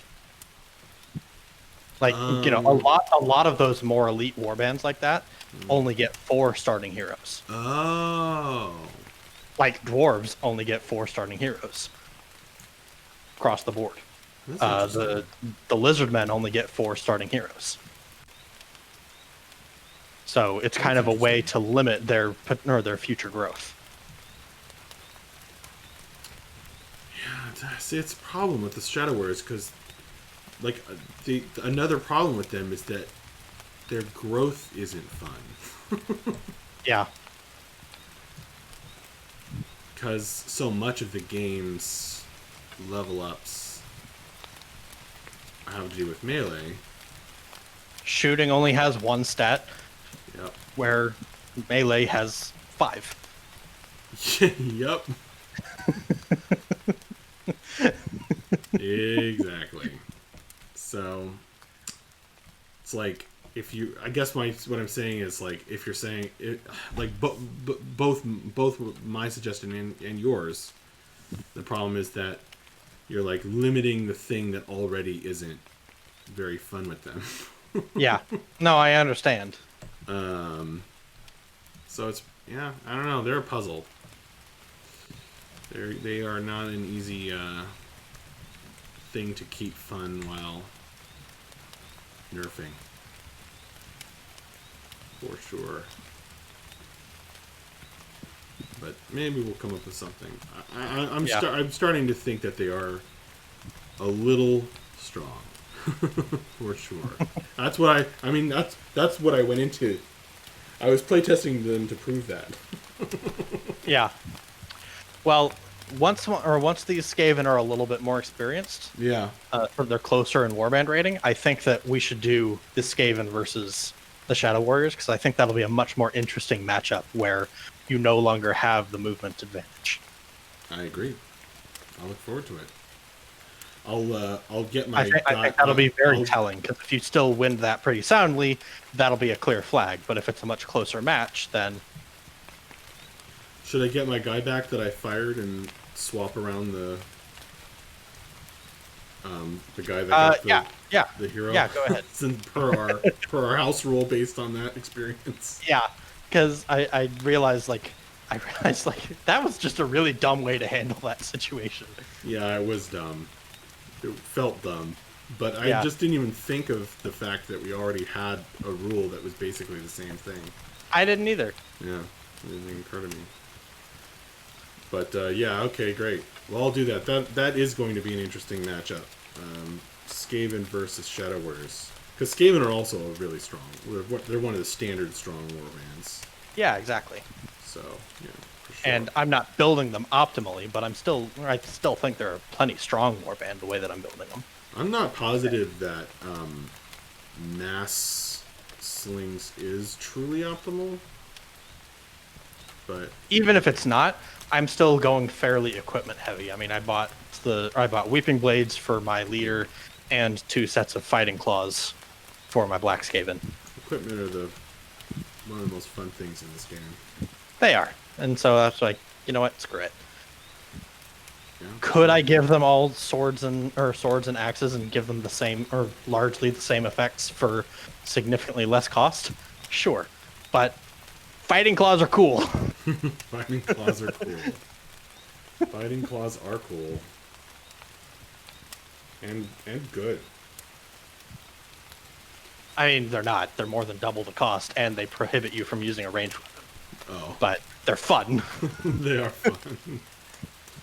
You're trading that ability for the ability to get +1 to your initiative tests to climb, and potential access to a skill that is a good skill, for sure, but not worth it in the short term. Well, they're super cool. Yes, exactly. And so that's why I say screw it. They're cool, and I've got cool models for demonstrating them. That's why I made my Beastman giant. It's because it's cool. Yeah, I I get it. should shrink them down so that they're less of a target, but actually, how should I change? I'd like to get your take. How should I've had some technical issues here. Should I shrink the centaur? I definitely think you should shrink the centaur, Right. because he's just ridiculously enormous, even compared to the rest of your beastmen. Like, his legs are above most of your guys' heads. Yeah. The model is weird because it has this really swoopy, low back. So it's like, to get him tall enough to be reasonable is huge. Yeah, is the or are the models that you're getting, did they come on bases? They were multiplied by 4, and the bases were circular and even more multiplied. The bases were like factor of 6, and the models are like factor of 4. And I see. I had some. They look really cool, but when I actually started to try to practical matter use them, like there were some weirdnesses. Like for example, like this guy, Muphilia, is like the model has a round base attached to it, so he's like a little bit smaller than everybody else, and I sunk him into a square base. I see. I missed that. Yeah, so you can't really tell, but if they stand next to each other, you can. Yeah. I mean, it makes sense for the runt to be a shaman, but yeah, there you go. He's not. Yeah, he's reasonable runt. But, yeah. Yeah. So like their original bases were not reasonable. I mean, they were really pretty, but not reasonable to be used. Yeah. Why? Should I do something different with the bases? Well, I was just going to see. Like, okay, yeah, so they are, or you already did make them the exact proportions of what they should be. For the base,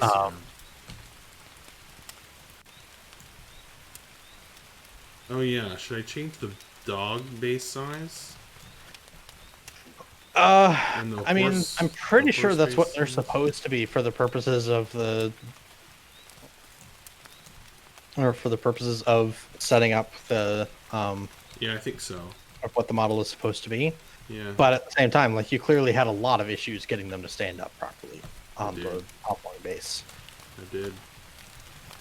So you might just want to play around with what it looks like when they're on a regular size base or something. Well, or make I mean, it's a little bit silly.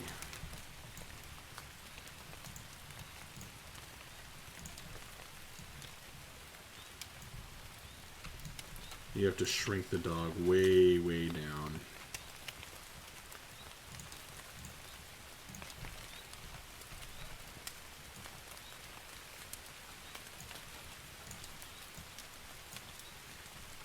That's not the right size.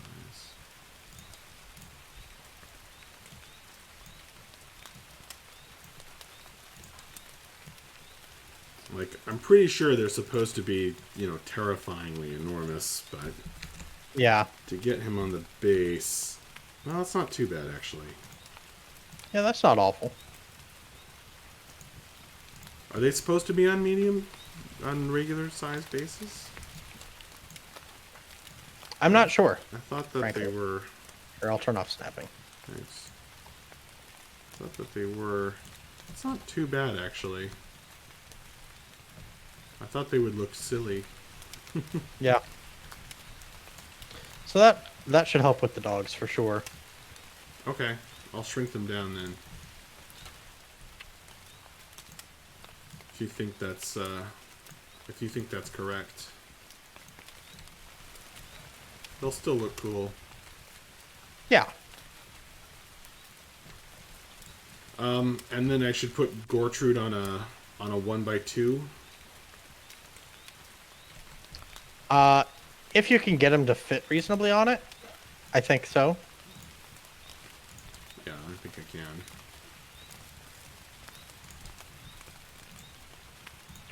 Yeah, there's your giant rat my giant rat compared to your warhound.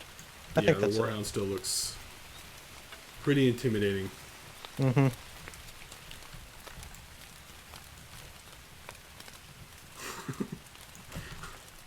I did leave him pretty ridiculously enormous. Yeah.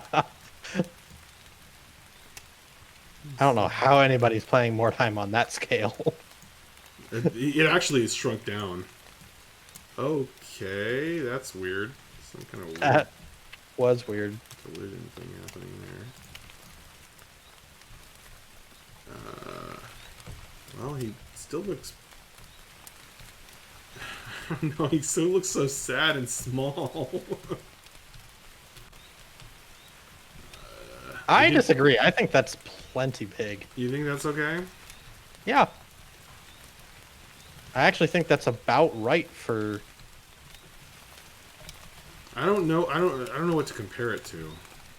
Well, I'm comparing it to your Beastman over here, who I'm assuming is he probably should be a little bit bigger than an average person. Yeah, I think so.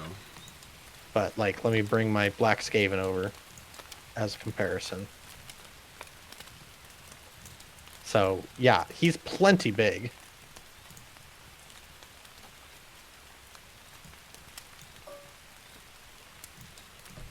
So this is how I set up the knight,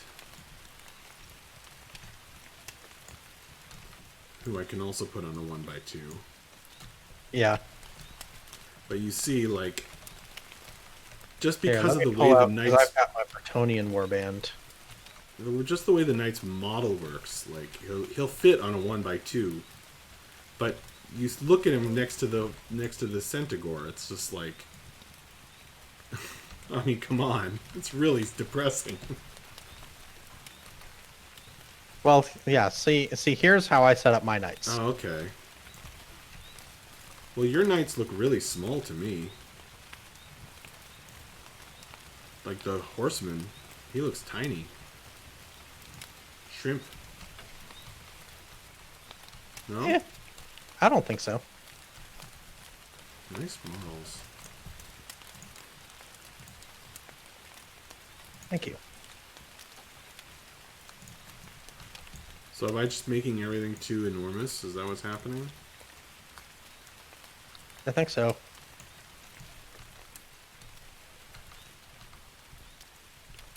Still, even next to your knight, he looks pretty small. It's sad. Well, It's just the the weirdness of the mini, you know. Like if you look at the height of his back, he's a little smaller than my horse as he stands right now. Did I make my L's too tall?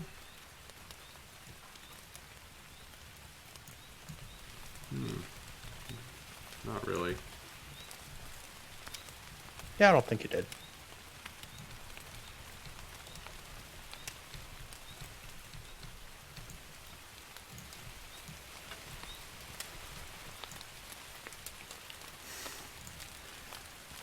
I suppose it's silly to worry about such things, but I get it.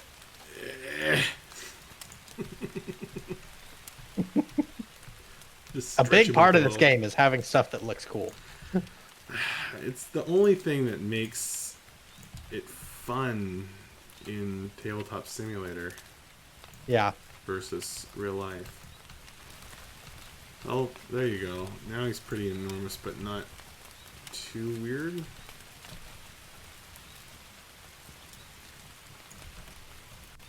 Yeah, I think what you just did is pretty much perfect. There you go. He's definitely taller than my knight in total, but his back compared to the back of my horse is about the same. I strongly feel that he should be a pretty massive guy. Yeah, he should for sure. Yeah. But maybe I was going overboard. I guess with my knight, Sir Schadenfreude too. Gotta shrink him down. Although I do think your knight is a little on the shrimpy side, but... Well, here, I'm gonna do a lock on this guy, and I'm gonna manually drag him up. Mm-hmm.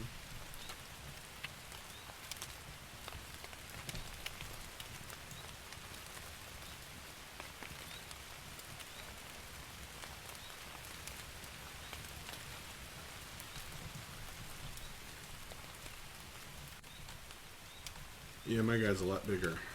More significantly Yeah. larger. Made a giant.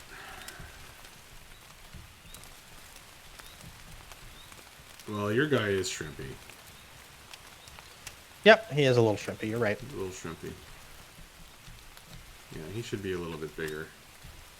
Yeah. He'll Unfortunately, still I fit on feel the like base. the horse is about the right size. You feel like your And- horse is the right size? Yeah. No way. Here, look next to my elf. Horses, war horses especially, are tall, man. Their heads should be higher than your dude's head. You think so? Yeah, look, if you put your guy there, he's taller than the horse. That's a pony. Got yourself a war pony there. Yeah, you make a good point. Yeah, he should be bigger. Yeah, I think he should be bigger. Okay. If you're using well, depends on what you're using for scale, but if you put here, where's your guy? Yeah. Yeah, he's definitely too short compared to my guy. Yeah. You're right. Your horse I think should be bigger. But I don't need an ultra giant centaur or knight. Yeah. So we'll find some happy medium there.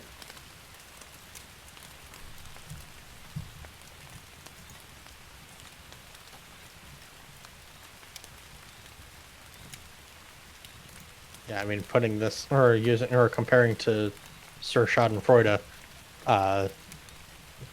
you're like Yeah. a good head above me with the size of your horse. Yeah, I was just eyeballing him next to an elf, but I don't think I did that well because it's pretty obvious to me that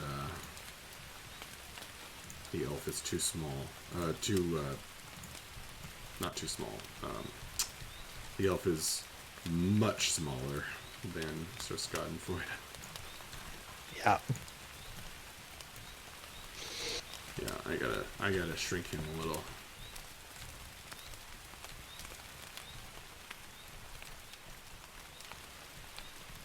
I think it makes sense for the elves to be a little slight, Yep. which is sort of how their models are anyway, so.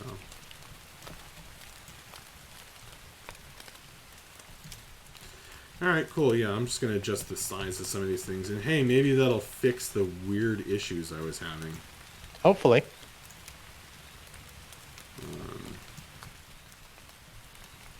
I have to mess with it a little bit. Yep.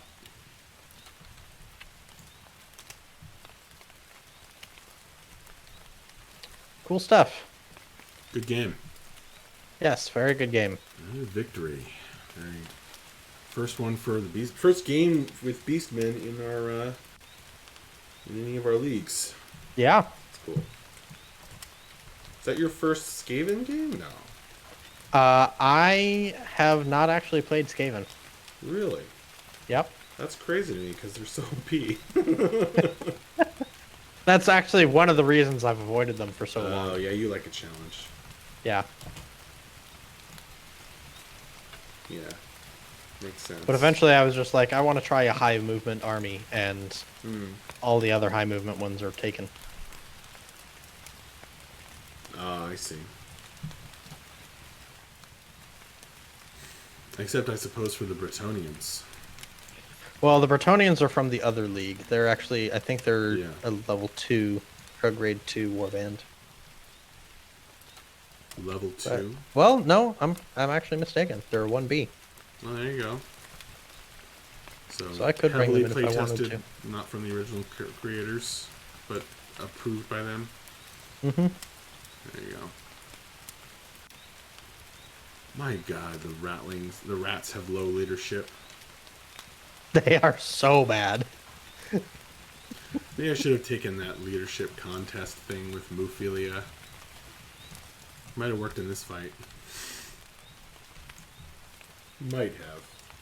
I mean, in fairness, you still failed you failed the spell roll on the on the easier one. No, I didn't even cast it. Poor Muphilia. Hopefully won't suffer the same fate as the character in the play. Yeah.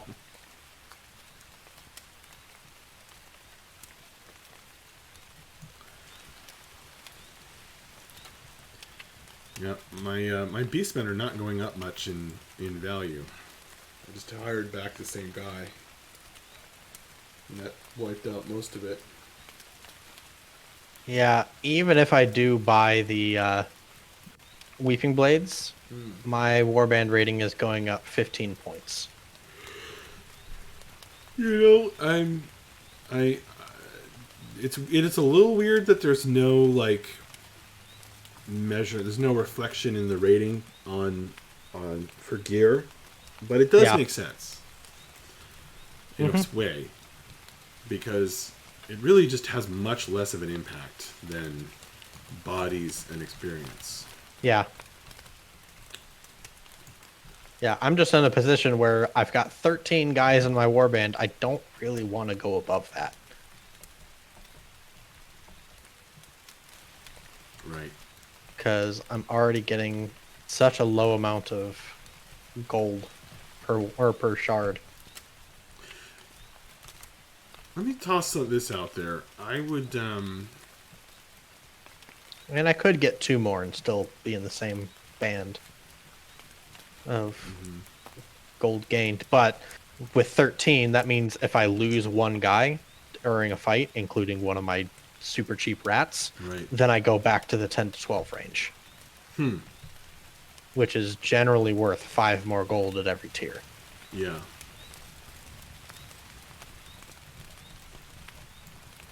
And 13 is the cutoff for needing to get 4 guys out of the warband before I start testing for routes instead of 3. Yeah, I was hoping that no one would die and I could hit 12 at the limit of that.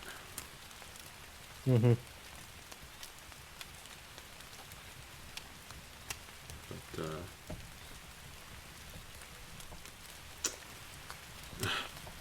I had way too many kills on animals and minions of henchmen this time. Yeah. I know what I did wrong, though. I know what I did wrong. It's been a long time since I played a melee warband. In fact, have I ever done that? I'm not sure I ever have.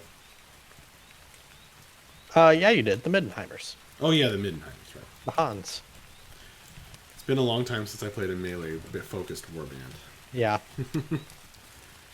And also, the Hans were kind of a special case, given that they kept failing forward against my lizardmen. That's true. Didn't they, like, lose and They lost. and lose? I think they lost 4 games in a row against lizardmen. They lost 4 games in a row against this. And on the 4th one, the lizardmen retired because they won at too high a price. Yep. It just beat you to a bloody pulp and survived every single time, but lost every game. Man, how did that end up? I'm gonna look this up now. Retired league. Yeah, win-loss 2-5. Wow. Yep. And yeah, so all 3 of your losses then were against the Scaly squad because they were 3-0 and they retired after a victory over Hans where I can see them. 3 of the 5 losses? Yeah, 3 of the 5 losses were against the same one warband. Right. Until I finally beat them out of it. But yeah, Hans where I could see him, I think was the highest rated warband. No, it was Groktar's Vengeance, 189 oh, to my 188. Right. They were 3-1, so Groktar's Vengeance was a nasty warband. Yeah. Gonna have to see if that. I mean, the Slithering Strikers was too. That was the Slithering Strikers was the Lizardman warband I made that had a Croxagore in it from the day one. So I don't know if you want to know this, but I don't think that the gold change on the Lizardmen is going to fix them, and not because You're probably right. of balance, but because of feel. The problem with Lizardmen, the thing about the gold change is that's not a change that your opponents will see. Yeah. And the thing that feels so painful about Lizardmen is that it feels like they have an answer for everything. That's my hot take. I definitely get where you're coming from on that. It's weird because, like, they're so strong, but at the same time, they're also the only serious warband that is primarily toughness 2. Interesting. And so it's like I get where you're coming from in your fear of skinks, because with their hit and run, they can be absolutely terrifying against melee guys, but they are in a unique position where just ranged, or if you can get some ranged fire on them, you will melt them in a way that you really can't against any other army. I mean, having engaged in that exact way, I remember I ended up getting my leader got a chest wound from your lead skink. And Well, that was also I you lost playing the shooting game Middenheimers. against them. That was also you playing the Middenheimers, and they were not focused on shooting. I mean, I built them with pretty. I mean, BS3 and BS4, some BS4 actually, and bows. I mean, you know, you'd think like T2 should melt them, but it didn't. It didn't really work out that way, because again, it's that high speed and high initiative thing. Yeah, they do like, have the high speed and high initiative, but they don't have the high range. Their maximum range thing is the short bow with 16 inches. Oh, they're no Shadow Warriors, that's for sure. Yeah, but I don't know. But that's the thing is, it's like they just feels like they have an answer for everything. It's like, all right, you wanna shoot the skinks? Well, now my heavily armored guys are gonna get into your face. My heavies are gonna get in your face, and you know, you can't make them rout by focusing on the skinks because they don't rout easily. yeah. And I think the best way of putting it is to go back to kind of the strategy conversation we were having in Discord the other day. Yeah. Is that there's not really a lot of ways to counterplay the Lizardmen. You more just like your strategy has to be better at winning than their strategy is.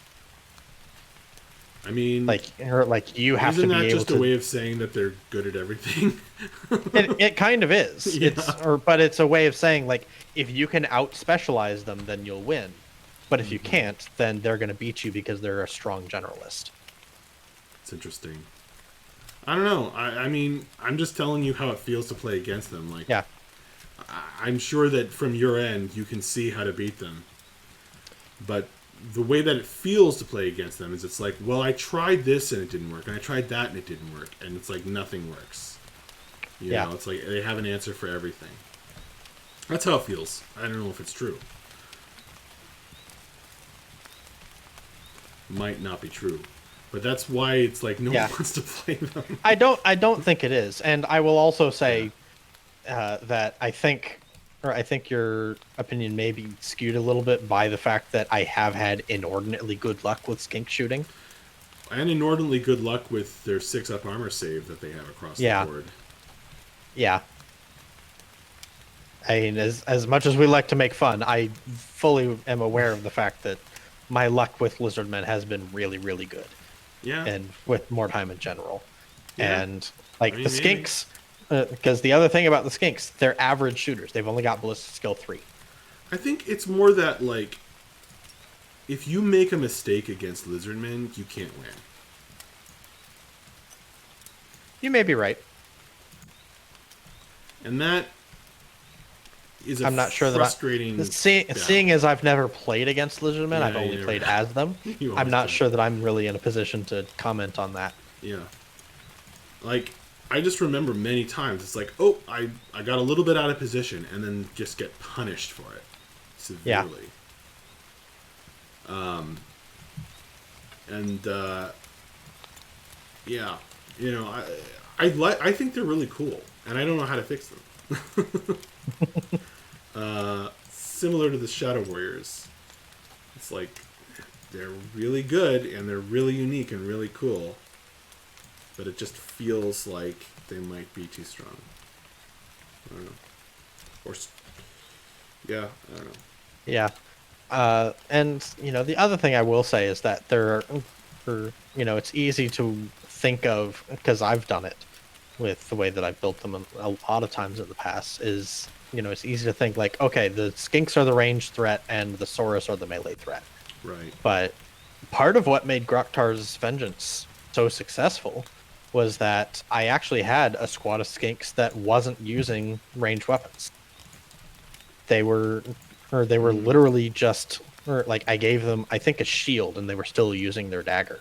That seems problematic, to say And the I least. mean, it was just because they're only 20 gold, and so I would use them to screen for my Saurus, because the Saurus are low initiative, and so they're lower movement. They're only average movement with movement 4. And so I would let people charge my skinks. The Yeah. skinks would get crushed, and then the Saurus would countercharge. And there's frankly just not a lot that can handle a Saurus countercharge. Yep. Believe me. I know. So yeah, I guess what I'm saying is that the skinks it's easy to view them as being kind of one half of a whole of they're just kind of the counterpoint to the So you're Saurus. saying skinks are But so good they could be the whole warband. yeah, skinks are just an incredibly flexible unit, despite the fact that they're only toughness 2. See, in Warhammer Fantasy Battles, which I don't know how much of that you ever played. I dabbled with it, but I never got heavily into it. 40k was always my game. I mean, it's a good army, but not dominant like in Mordheim. Yeah. I know there are two big things. Like, I know kind of the general theory in fantasy battles was that there are 4 phases to the game, and you want your army to control 2 of them. And the general understanding that I had was that lizardmen tended to control the close combat phase and the magic phase. Their slant. Right, but they control the magic phase. Like, they control the magic phase with Slan. Yeah. And Slan were interesting because, like, most of the lizardmen were slow and not very smart and kind of not good leadership. Although they always had The cold-blooded. cold-blooded thing, but it doesn't translate. It's not a one-to-one translation for how that works. Yeah. So I don't know. Like, they were definitely strong. I played against. There was somebody who played at the store. Played Lizardman. I wonder if lizardmen in Mordheim would be better balanced if they used the new or the more modern version of predatory attacks for the Saurus instead of the bite attack that they get in Mordheim. Because the Mordheim rule is that they get the extra attack that always strikes last. Right.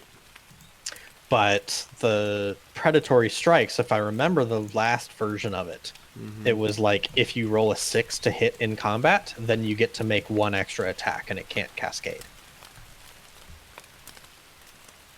If you roll a 6 in combat. Oh, yeah.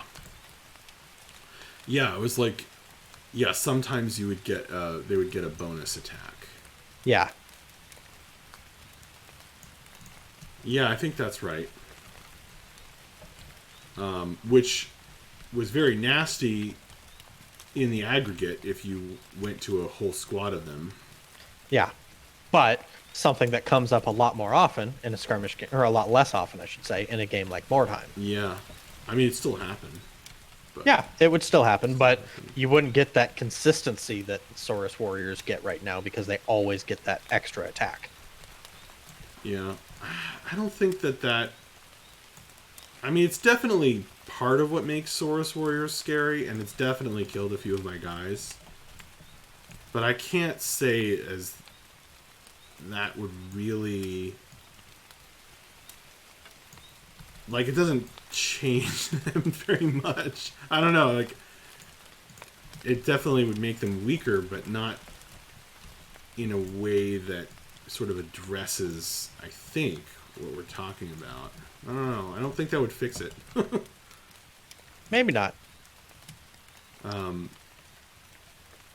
But- Just for comparison, how much gold do your Bestigor heroes cost?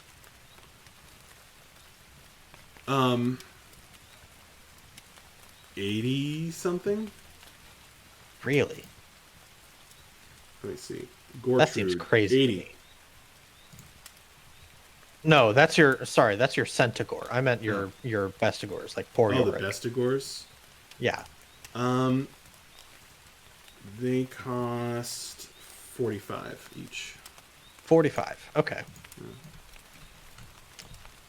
So that puts them five gold more expensive than my Saurus henchmen, Yeah.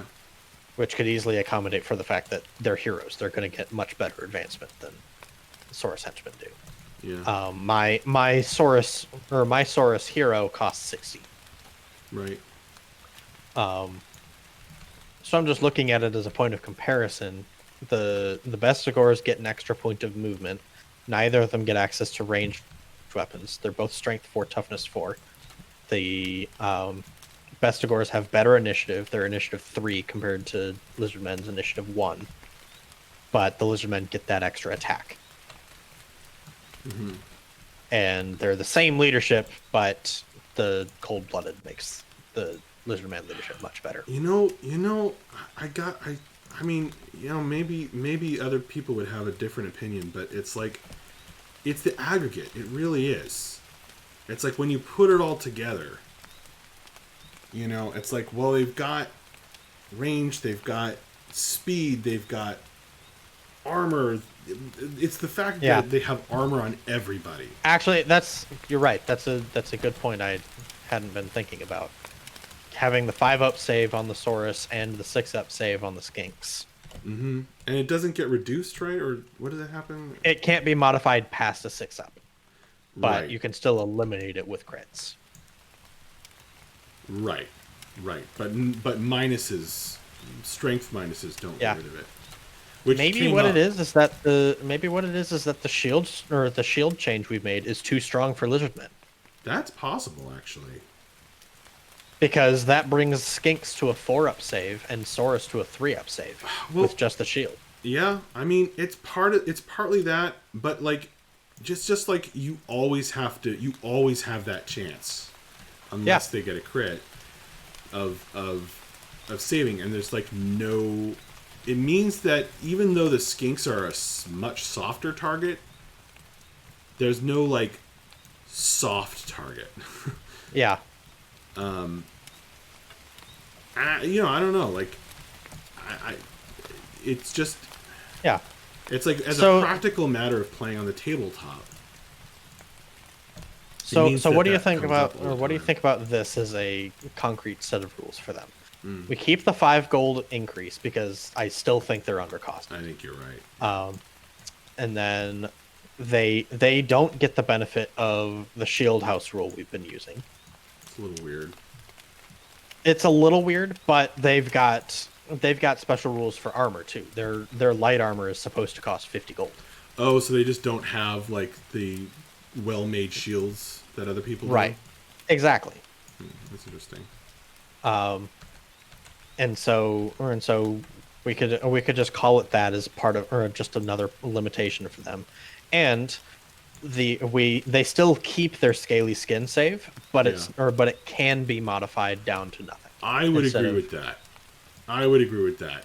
The fact, Yeah. the problem with the Sailor Skin isn't that it exists, so much as that it can't be modified thing, which isn't something that was in Warhammer Fantasy Battles, Right. by the way. That's a pretty unique thing to Mordheim. Yeah.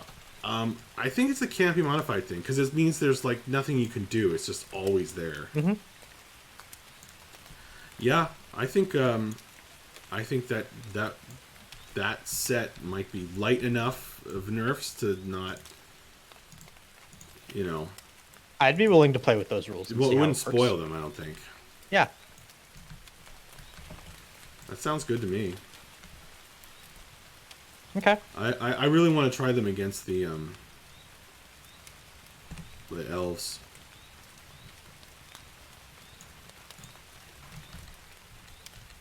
The Shadow Warriors. I think that'd be an interesting matchup. Yeah, I think the Shadow Warriors would win that pretty hands down. You think so? I do. At equal rating? Yep. Maybe. Because the Saurus would never catch up, and the Skinks will always lose that shooting battle. Between toughness 3 and half range. I suppose. On the other hand, if the Saurus ever did get there. If the Saurus ever did get there, they would eat your face. Yeah. But you have a lot of options for making sure that doesn't happen. Oh, well, I don't know if it would be as one-sided as you seem to think, but maybe you're right. Maybe you're right. Didn't I have a third gore somewhere? How many guys are in this warband? 11. Now 10. Well, I just bought him back. Yeah. Oh, okay. Where'd he go? See, we got the... Oh, the Rosen... We need the Gildensteer. Gildensteer? Where are you? I want to save with my new sizes. Ah. Are you under here?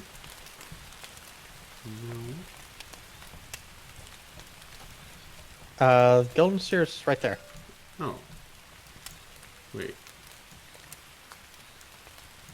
1, 2, 3, 4, 5, 6, 7, 8, 9, 10, 11. Oh, they're all there. I tricked myself. One thing that I am not a huge fan of with the Beastmen is that they're too much the same. Yeah. Like, I wish the leader had, like, weapon skill 5 or something. I was surprised that he wasn't. Yeah, me too. I mean, they're fun. They're good. Like, that was... Yeah. That But was the a good only game. difference between him and a regular Beastman is that he's got one more initiative and he doesn't even have one more leadership. Nope. That's pretty disappointing. Yeah.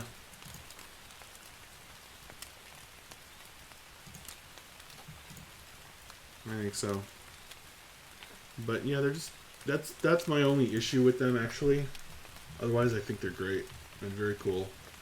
Yeah. Just wish they had a little more variation.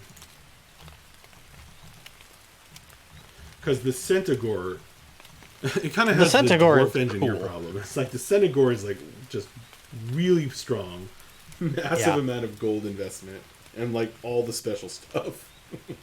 Yeah. Yeah. I think it would be fun if the Bestigors had the same drunken rule that the Centaur did. Well, it's kind of a lore thing for the Centaurs, I guess. Yeah. I think the Bestigors are fine. I would like to see the leader get something special. Yeah. And Yeah, basically that.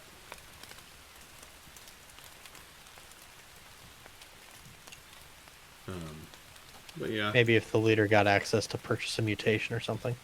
Oh, that'd be fun. That's a thing for Beastmen. Yeah.